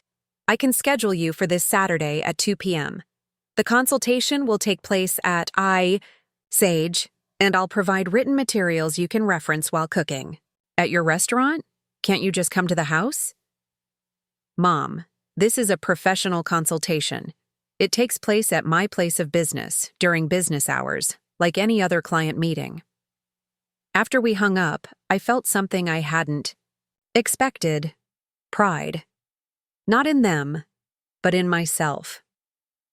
For the first time in my relationship with my family, I had set boundaries and held to them. I had valued my expertise appropriately and refused to give it away simply because we shared DNA. Saturday arrived, and I watched through Sage's front window as my parents approached the restaurant, both looking nervous and overdressed for a casual consultation. They'd clearly had a conversation about how to behave in my professional space, because Dad held the door for Mom, and they both thanked Melissa warmly when she greeted them. I'd prepared a comprehensive consultation package, a detailed timeline that broke Christmas dinner preparation into manageable tasks, shopping lists organized by ingredient type and store section, foolproof recipes scaled for their guest count, and a troubleshooting guide for common cooking disasters. This is incredibly thorough, Mom said as she flipped through the materials. I had no idea there was so much planning involved. Professional event planning requires systematic thinking, I explained. You can't just wing it when you're feeding 12 people with different dietary preferences and timing requirements. Dad was studying the timeline with the same attention he gave to his tax documents. According to this, we need to start shopping 3 days before Christmas. That's right. Some ingredients need time to marinate or cure. Others need to be as fresh as possible. Timing is everything in professional cooking. And this says we need to start cooking at 6 a.m. on Christmas morning, Mom noted. If you want everything ready by 2 p.m., yes. That's assuming you're making the full menu we discussed. You could simplify by eliminating some dishes or using store-bought alternatives for others. Store-bought alternatives for what? I pointed. to specific items on the menu. Dinner rolls, cranberry sauce, some of the side dishes. There's no shame in buying high-quality prepared foods and focusing your energy on the items that really need to be made from scratch. They both looked relieved at this permission to take shortcuts. But what if something goes wrong? Mom asked. What if the turkey doesn't cook properly or the timing gets messed up? That's what the troubleshooting guide is for. But also, you have to accept that it might not be perfect. Professional chefs spend years learning how to coordinate complex meals. You're attempting something difficult with limited experience. So it might be a disaster, Dad said. It might be different from what you're used to. But that doesn't make it a disaster. It makes it your own family tradition instead of my professional catering. Over the next hour, we went through each recipe in detail.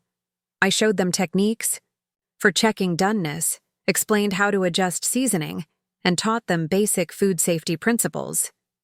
They took notes like students in a cooking class, asking questions and clarifying details. I never realized how much work you were doing for our family dinners, Mom said as we wrapped up the consultation. This is like planning a restaurant service. It is planning a restaurant service. That's exactly what I've been providing for years. Except I was doing it for free and getting treated like hired help instead of like the professional chef I am. We owe you an apology, Dad said suddenly. A big one. I don't think we understood what we were asking of you. You weren't asking, I corrected. You were assuming. There's a difference. They left with their consultation materials and a new appreciation for the complexity of what I'd been handling effortlessly for years. I felt satisfied in a way I hadn't expected, not because I'd gotten revenge, but because I'd successfully established my professional boundaries while still providing help in an appropriate way.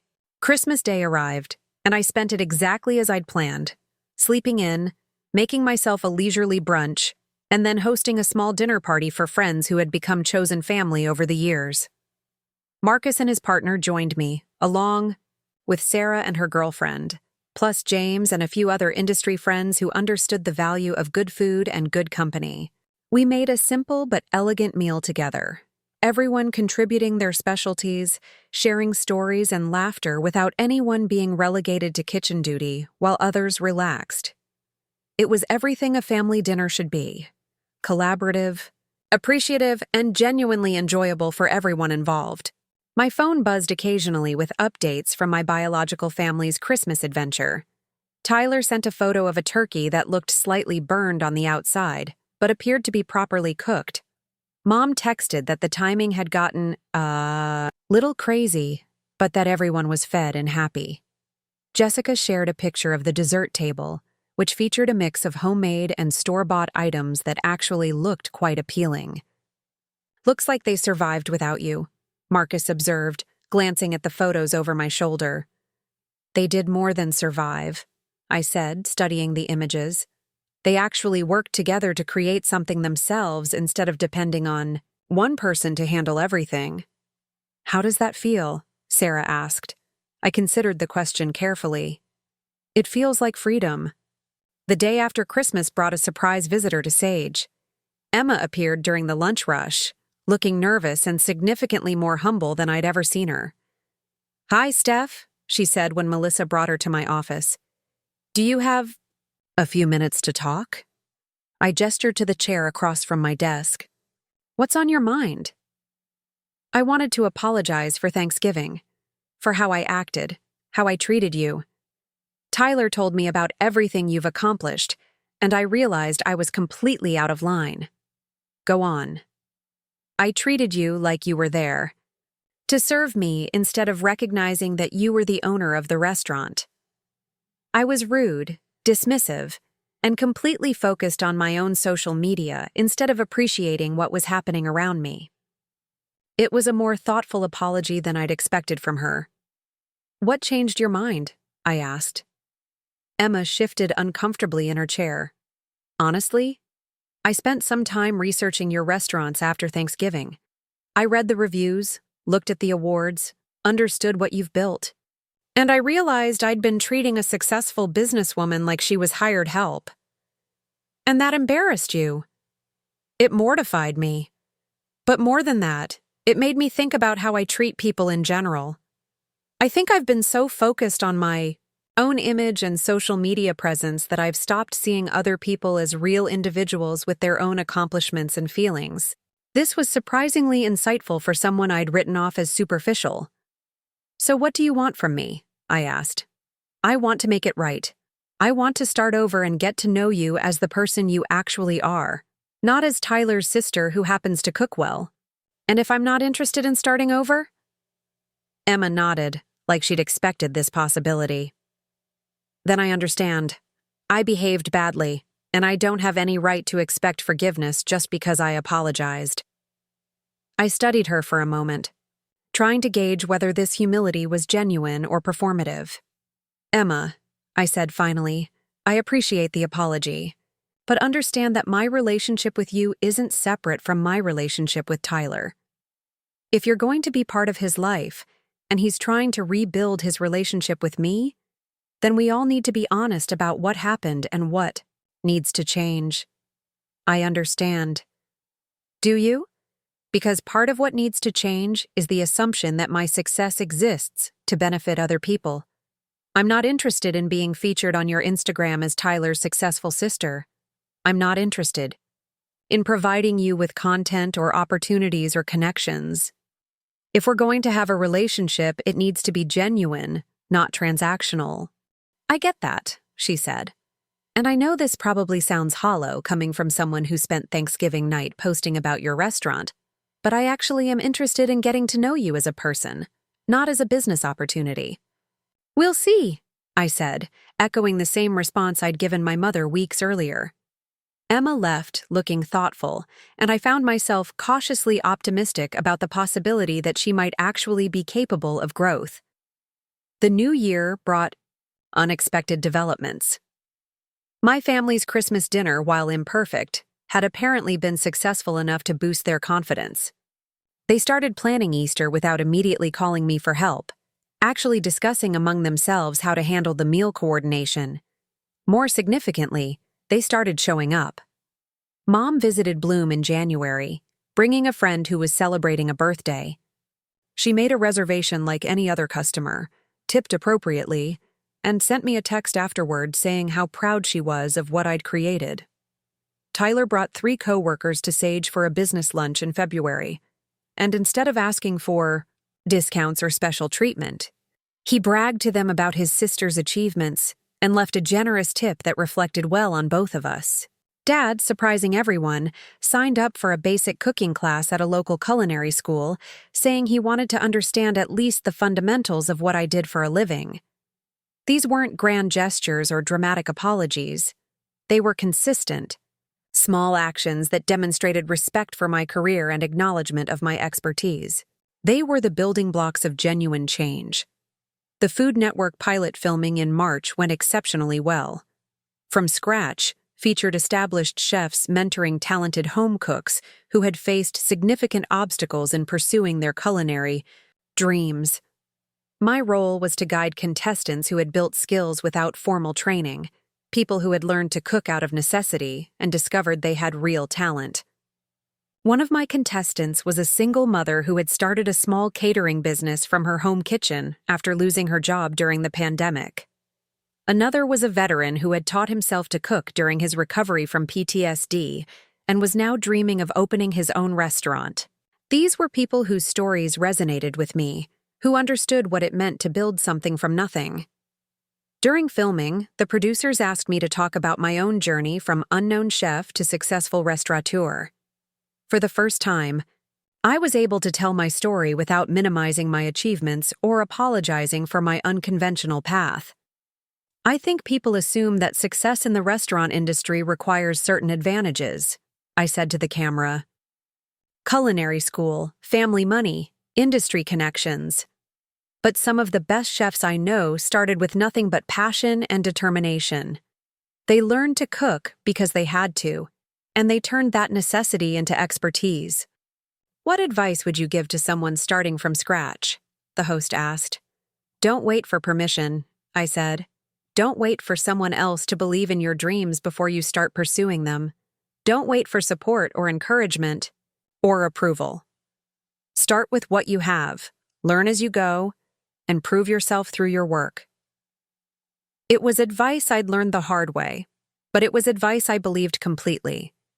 The episode aired in May, and I watched it with my chosen family at Sage, sharing champagne and celebrating not just my television debut, but everything it represented. The validation of my expertise, the recognition of my journey, the platform, to inspire others who were building their own dreams from scratch. My biological family watched too, and the response was everything I'd hoped for and more. Mom called crying, saying she'd never felt prouder of anyone in her life. Tyler posted about it on social media, not to benefit himself but to celebrate his sister's achievement. Dad sent a simple text that meant more to me than any grand gesture. Watched your show tonight. Now I understand what you've been building all these years. I'm sorry it took me so long to see it. They were finally seeing me not as their convenient cooking solution, but as the accomplished professional I'd become despite their lack of support. They were beginning to understand that my success wasn't accidental or lucky, but the result of years of hard work, strategic thinking, and unwavering commitment to my goals. But the real test came in June, when Tyler got laid off from his marketing job due to company downsizing. The old version of our family dynamic would have had him immediately calling me for financial help, expecting me to provide a safety net while he figured out his next move. Instead, he called to let me know what had happened and to ask for career advice. Not money, not a loan, not a handout. Advice. I'm thinking about making a career change, he told me over coffee at Sage. Marketing was never really my passion. I just fell into it because it seemed stable. What is your passion? I asked. I've been thinking about that a lot lately. Watching what you've built, seeing how much you love what you do, it's made me realize I've never felt that way about any job I've had. So what would make you feel that way?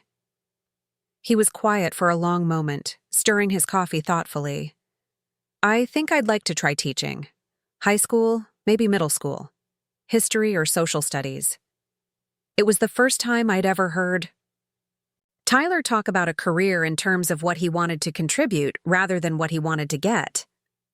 That's a big change, I said.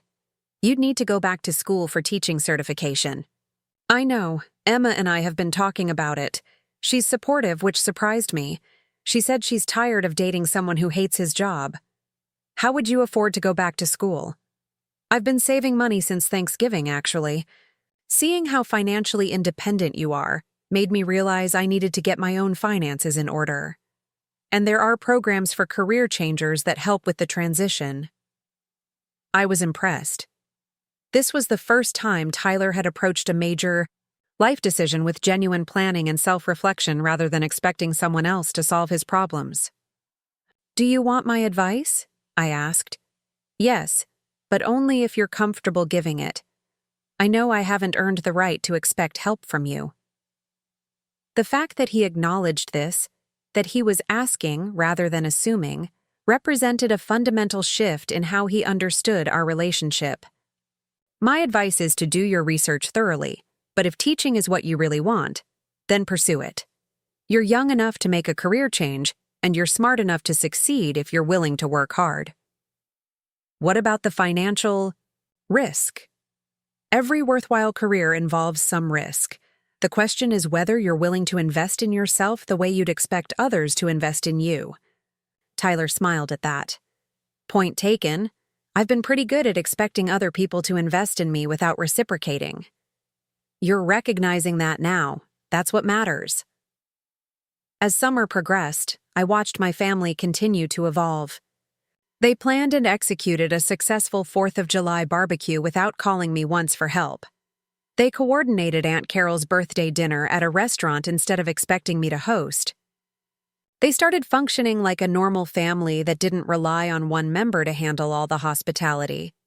More importantly, they started treating me like an equal rather than like a resource.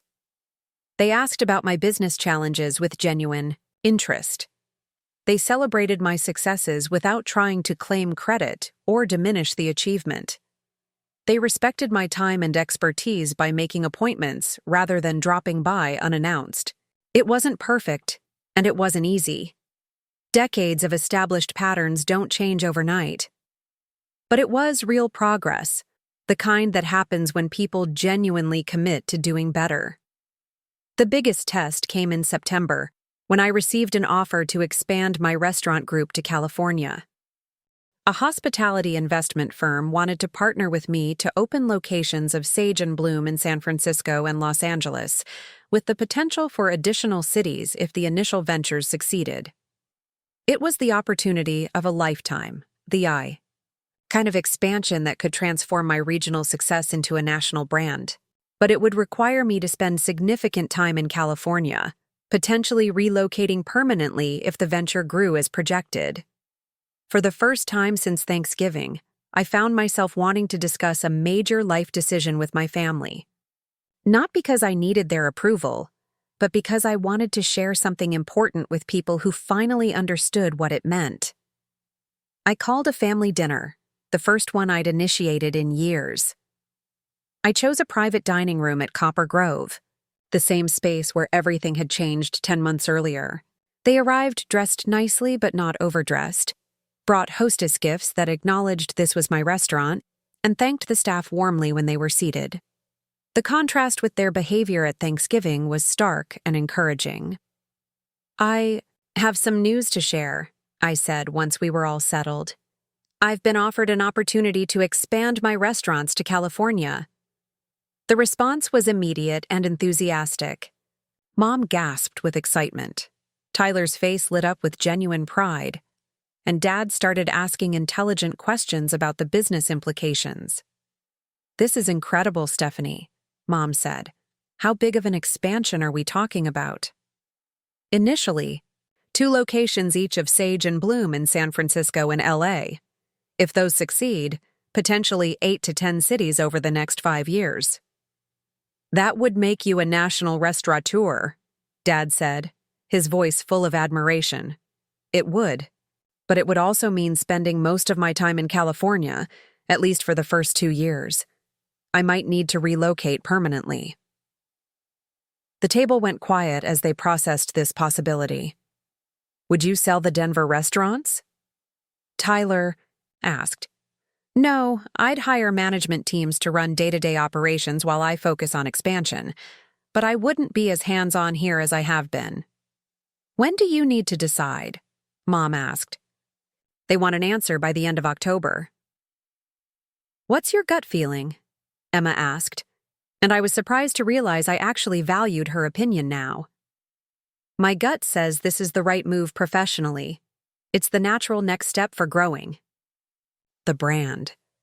"But personally, it's complicated." "Because of us?" Tyler said quietly. I considered how to answer that honestly. "Partly. We've just started rebuilding our relationships. I don't want to abandon that progress."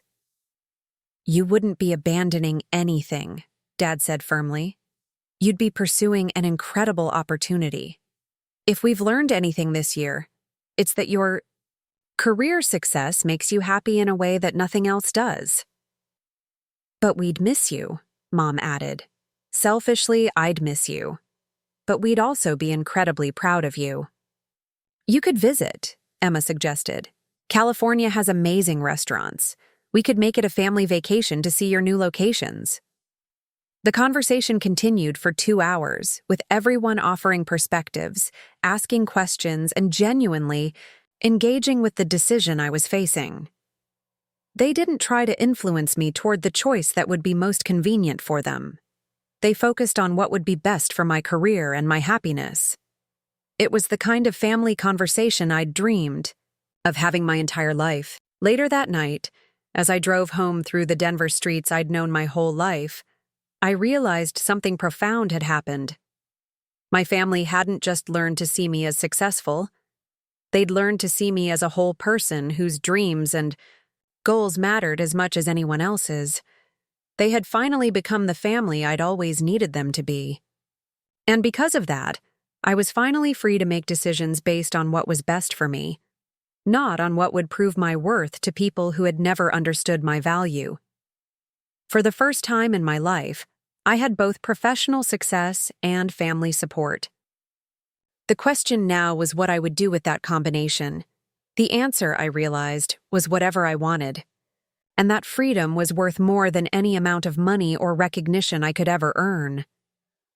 The decision about California crystallized for me 3 weeks later, but not in the way I'd expected. I was reviewing quarterly reports for all my restaurants when my phone rang with a call that would change everything again. "Ms. Richardson, this is Jennifer Walsh from the James Beard Foundation. I'm calling with some extraordinary news." My heart stopped.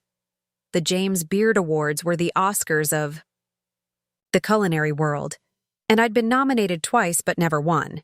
"You've been selected as this year's outstanding chef," she continued. "Congratulations." The committee was unanimous in their decision. I sat in stunned silence for a moment, unable to process what I'd just heard. Outstanding Chef was the most prestigious award in American cuisine, given to a chef who had set new standards in their region and demonstrated exceptional talent and leadership in the industry. "Ms. Richardson, are you there?" "Yes," I managed. "I'm sorry. This is incredible." "Thank you. The awards ceremony will be in Chicago in May. We'll need to coordinate media interviews, and there will be several events leading up to the ceremony. Your publicist will receive all the details." After hanging up, I sat alone in my office, looking out at downtown Denver, trying to absorb the magnitude of what had just happened. This wasn't just recognition of my restaurants or my business success. This was acknowledgement that I had achieved the highest level of excellence in my profession. The first person I called was Marcus. "Boss, this is huge," he said, his excitement evident even through the phone. "Do you realize what this means for the restaurants? For your expansion plans? James Beard winners can write their own ticket in this industry." He was right. This award would transform the California opportunity from a risky expansion into a guaranteed success. Investors would be lining up to partner with a James Beard outstanding chef. The restaurants would have instant credibility in new markets. But the first people I wanted to share the news with weren't business partners or industry colleagues. They were my family. I called Tyler first. "Holy shit, Steph!" he shouted when I told him, so loudly that Emma could be heard asking what was wrong in the background.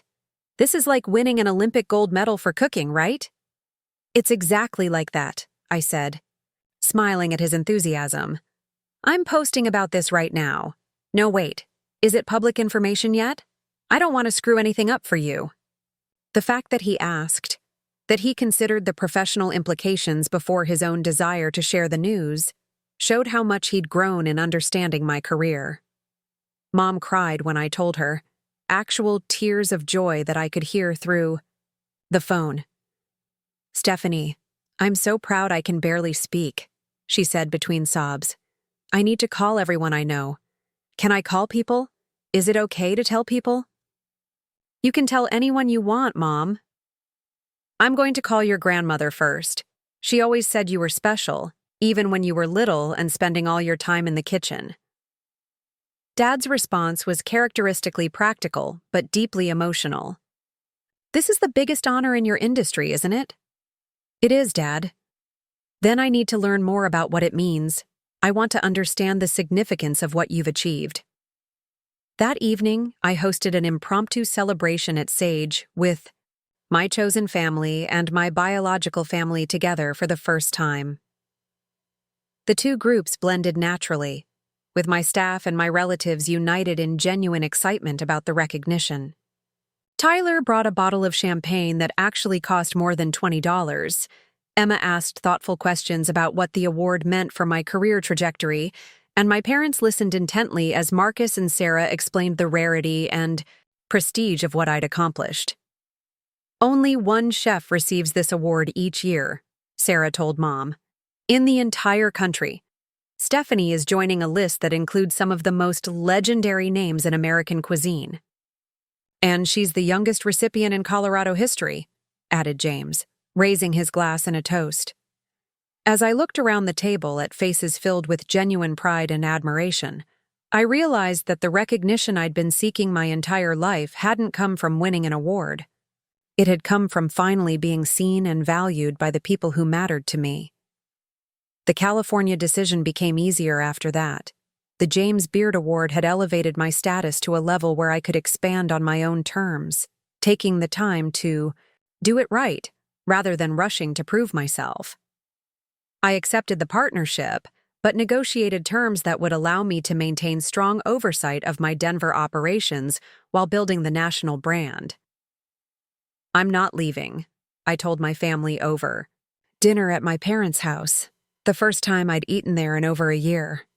I'm expanding. There's a difference. What does that mean practically?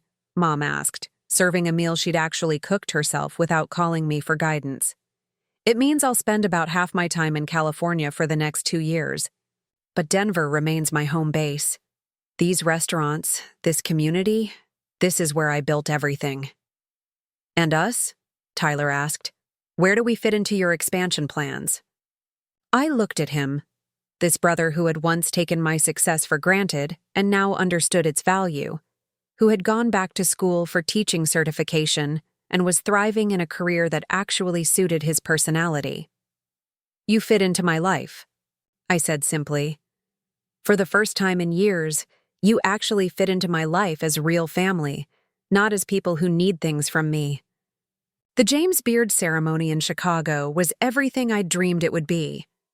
I wore a custom dress designed by a local Denver artist, deep forest green with subtle gold threading that caught the light when I moved.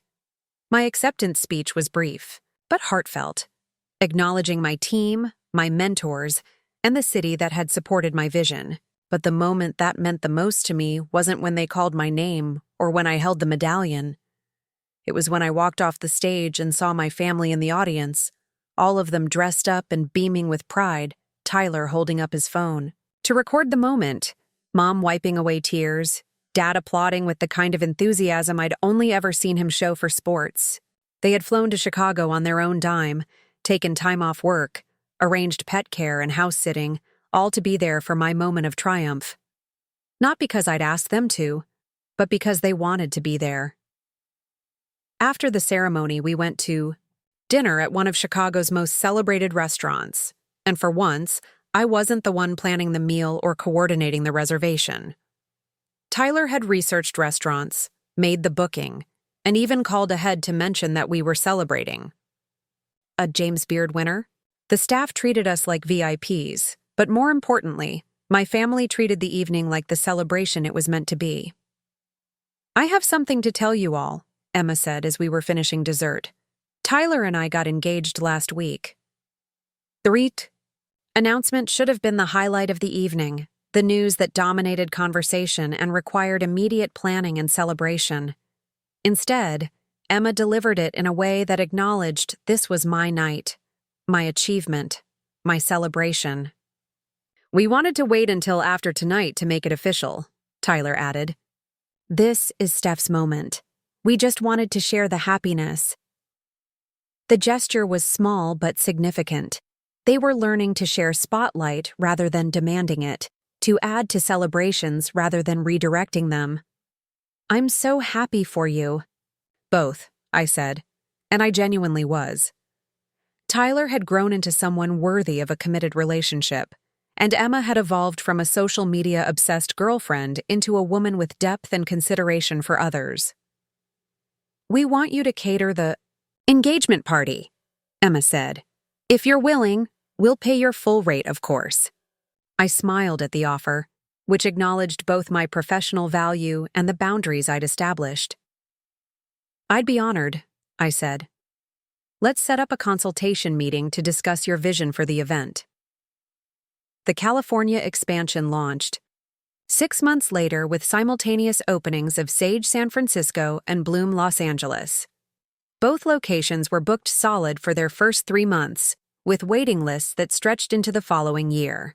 Food critics praised the seamless translation of my Colorado concept to California markets, and investors were already asking about additional cities. I split my time between Denver and California as planned, but the distance made me appreciate my home base even more. There was something irreplaceable about the community I'd built in Colorado, the relationships with suppliers who had supported me from the beginning, the staff who had grown with my vision, the customers who had become friends over the years. Most importantly, there was my family, who had transformed from people who took my success for granted into people who celebrated and supported it actively. Tyler's engagement party was held at Copper Grove in September, exactly 1 year after our Thanksgiving revelation. I designed a menu that told the story of their relationship through food, incorporating Tyler's favorite dishes alongside more sophisticated elements that reflected Emma's growth and refinement. The event was everything a family celebration should be: collaborative, appreciative, and genuinely joyful for everyone involved. I worked alongside my staff to create a memorable evening, but I also participated as Tyler's sister, giving a toast that acknowledged our complicated history while celebrating our growth. "Tyler and I haven't always understood each other," I said, raising my glass to the couple. "But over the past year, we've learned that family isn't about perfection. It's about commitment to growth, to seeing each other clearly, and to supporting each other's dreams even when they don't match our expectations." Tyler's eyes were bright with tears as he raised his glass in response. "To my sister, who taught me that success isn't about what you're given, it's about what you build, and who showed me that family relationships, like careers, require real work to be worthwhile." The evening ended with Tyler and Emma helping to clean up, packing leftover food for my staff to take home, and thanking everyone who had made the celebration possible. It was a far cry from the family gatherings where I'd handled everything while they enjoyed themselves. As autumn arrived, I found myself reflecting on the transformation that had occurred since that Thanksgiving dinner. My family hadn't just learned to see my success. They'd learned to value it appropriately. They'd discovered how to function without relying on me to handle everything, and in doing so, they'd become more capable and self-sufficient. More importantly, they'd learned to treat me as an equal rather than as a resource, to engage with my life rather than just benefiting from my skills. The real test of their growth came in November, when they planned their own Thanksgiving dinner without any input from me. They coordinated the menu, divided cooking responsibilities among several family members, and even hired a local catering company to handle some of the more complex dishes. I received an invitation, not an assumption of my participation, and was asked to bring only myself and my appetite. "We're not trying to replicate what you used to create for us," Mom said when she called to invite me. "We know we can't match that level of sophistication, but we want to show you that we can handle our own family gatherings now." The dinner was held at Tyler and Emma's new apartment, a space they'd decorated with thoughtfulness and style. The meal was simple but well executed: a perfectly roasted turkey that Tyler had prepared following one of my consultation recipes, side dishes that various family members had contributed, and desserts from a local bakery that they'd researched and selected carefully. It wasn't as elegant as what I have created, but it was something more valuable. It was genuinely collaborative. Everyone had contributed, everyone appreciated the effort involved, and no one person was responsible for the success or failure of the entire event. "This is wonderful," I told them honestly as we sat around the table. "You should be proud of what you've created." "We learned from the best," Tyler said, "even if it took us too long to recognize who the best was." After dinner, as we were cleaning up together, Dad pulled me aside for a private conversation. "Stephanie, I need to say something that's been on my mind for months." "Okay." "I owe you more than an apology. I owe you acknowledgement of something I've been too proud to admit." He paused, gathering his thoughts carefully. "You didn't just succeed despite our lack of support. You succeeded because of your response to that lack of support. You turned being overlooked into motivation. You turned having to do everything yourself into self-reliance. You turned our dismissal into determination to prove your worth. I waited for him to continue. I'm not saying we were right to treat you the way we did. We were wrong, and we wasted years of your life and ours by not seeing what was right in front of us. But I am saying that you took those disadvantages and turned them into strength. Thank you for saying that, Dad. I'm proud of you, Stephanie. Not just for what you've achieved professionally, but for how you handled our family. You could have cut us off completely after that Thanksgiving dinner. You could have held grudges, demanded apologies, made us grovel for forgiveness. I considered all of those options. But instead, you gave us the opportunity to earn our way back into your life. You set boundaries, maintained your standards, and let us prove that we could change. That took wisdom and maturity that I'm not sure I would have had in your position. As I drove home that night, I thought about the journey that had brought us to this point. 2 years earlier, I had been invisible in my own family, valued only for what I could provide, dismissed as soon as I stopped providing it. Tonight, I had been celebrated as an accomplished professional, appreciated as a sister and daughter, and included as an equal in a family celebration. The change hadn't happened overnight, and it hadn't been easy. It had required me to set boundaries I'd never set before, to value myself in ways I'd never learned to value myself, and to demand respect I'd never thought I deserved. But most importantly, it had required my family to do the work of seeing me clearly, understanding what they'd missed, and committing to doing better. The following spring brought news that surprised everyone, including me. Food Network offered me my own show, not the competition format we'd piloted, but a documentary series about restaurant entrepreneurship called Built from Scratch. The show would follow my expansion into new markets while also featuring other chefs who had built successful careers without traditional advantages. It's your story, the producer explained during our meeting, but told in a way that shows viewers it's possible to build something extraordinary even when you start with nothing. The show would film primarily in Denver, with episodes following the California expansion and featuring other Colorado restaurants that had succeeded against odds. It would showcase not just the glamorous side of restaurant ownership, but the real work involved in building a sustainable business.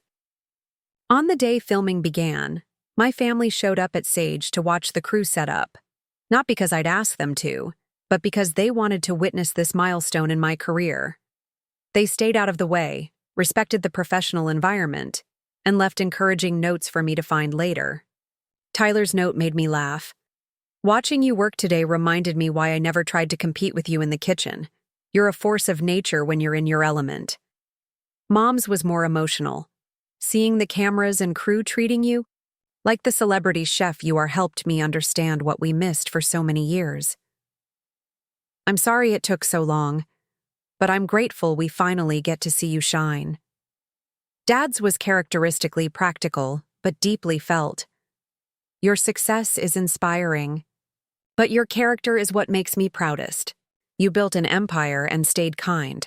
That's the real achievement. As summer arrived and the first season of Built from Scratch prepared to air, I found myself in a position I'd never imagined. I had both professional recognition and family, support, financial success, and genuine relationships, a thriving business and a loving community. The girl who had once cooked Thanksgiving dinner alone in her parents' kitchen while everyone else watched football had become a woman who was celebrated on national television, whose restaurants were featured in culinary magazines, whose story inspired other entrepreneurs to pursue their dreams. But more than that, I had become someone who knew her own worth and refused to accept less than she deserved from anyone, including family. The final episode of the season aired in November, almost 3 years after the Thanksgiving dinner that had changed everything. It featured the opening of my 4th restaurant, Harvest, in Seattle, and included interviews with my staff, my business partners, and my family. Tyler appeared on camera talking about his sister's journey with genuine admiration and insight. Steph didn't just build successful restaurants. She built a life that reflects her values. She created spaces where people feel welcomed and appreciated, where employees are treated with respect, where food brings joy instead of stress. That's who she's always been, even when we were too blind to see it. Mom's interview was more emotional. I spent years trying to steer Stephanie toward what I thought was a practical career, never realizing she was already building something extraordinary. She didn't need my guidance. She needed my support. I'm grateful she gave us the chance to learn the difference. Dad's segment focused on the business aspects of what I'd built, his engineer's mind appreciating the systems and processes that made my restaurant successful. Stephanie didn't just follow her passion. She turned her passion into a sustainable enterprise that employs dozens of people and contributes to every community where she operates. That's not just cooking, that's leadership. The episode ended with footage of our family's most recent Thanksgiving dinner, now an annual tradition where everyone contributes and no one person handles everything. The camera captured genuine laughter, collaborative cooking, and appreciation for each other that hadn't existed 3 years earlier. As the credits rolled, I sat in my penthouse apartment looking out at the Denver skyline, surrounded by awards and accolades that represented professional achievement, but thinking about the relationships that represented personal fulfillment. My phone buzzed with a text from Tyler. "Just watched the episode. I'm proud to be your brother." Then Mom. "You looked so happy in those final scenes. That makes me happier than any award could." Then Dad. "Your success story isn't just about restaurants. It's about family, growth, and second chances. Thank you for giving us one." I poured myself a glass of wine, the same ritual I'd performed 3 years earlier after the Thanksgiving dinner that had changed everything. But this time, I wasn't drinking alone in defiance or celebration of independence. I was drinking in gratitude for the journey that had brought me to this moment. I had built more than restaurants. I had built a life where my success was recognized, my boundaries were respected, and my relationships were genuine. I had created spaces where people felt valued and appreciated, where hard work was rewarded, where everyone had the opportunity to grow and thrive. Most importantly, I had learned that being seen and valued wasn't something I could earn through perfect performance or endless giving. It was something I could demand through clear boundaries and consistent standards. The woman who had once been invisible in her own family had become impossible to ignore. Not because she'd gotten louder, but because she'd finally understood her own worth and refused to accept anything less from others. As I prepared for bed that night, I thought about the girl who had cooked her first Thanksgiving dinner at age 12, determined to create something special for people who barely noticed her effort. She had grown into a woman who created special experiences for people who truly appreciated them, who valued her expertise, and who understood the gift they were receiving. That transformation hadn't happened because my family had changed, although they had. It had happened because I had changed, and in changing myself, I had created space for others to change too. The restaurants would continue to grow, the television show would reach new audiences, and the awards would accumulate. But the real success story was simpler and more profound. A family had learned to see each other clearly, value each other appropriately, and love each other genuinely. And sometimes, that's the most extraordinary achievement of all. Up next, you've got 2 more standout stories right on your screen. If this one hit the mark, you won't want to pass these up. Just click and check them out.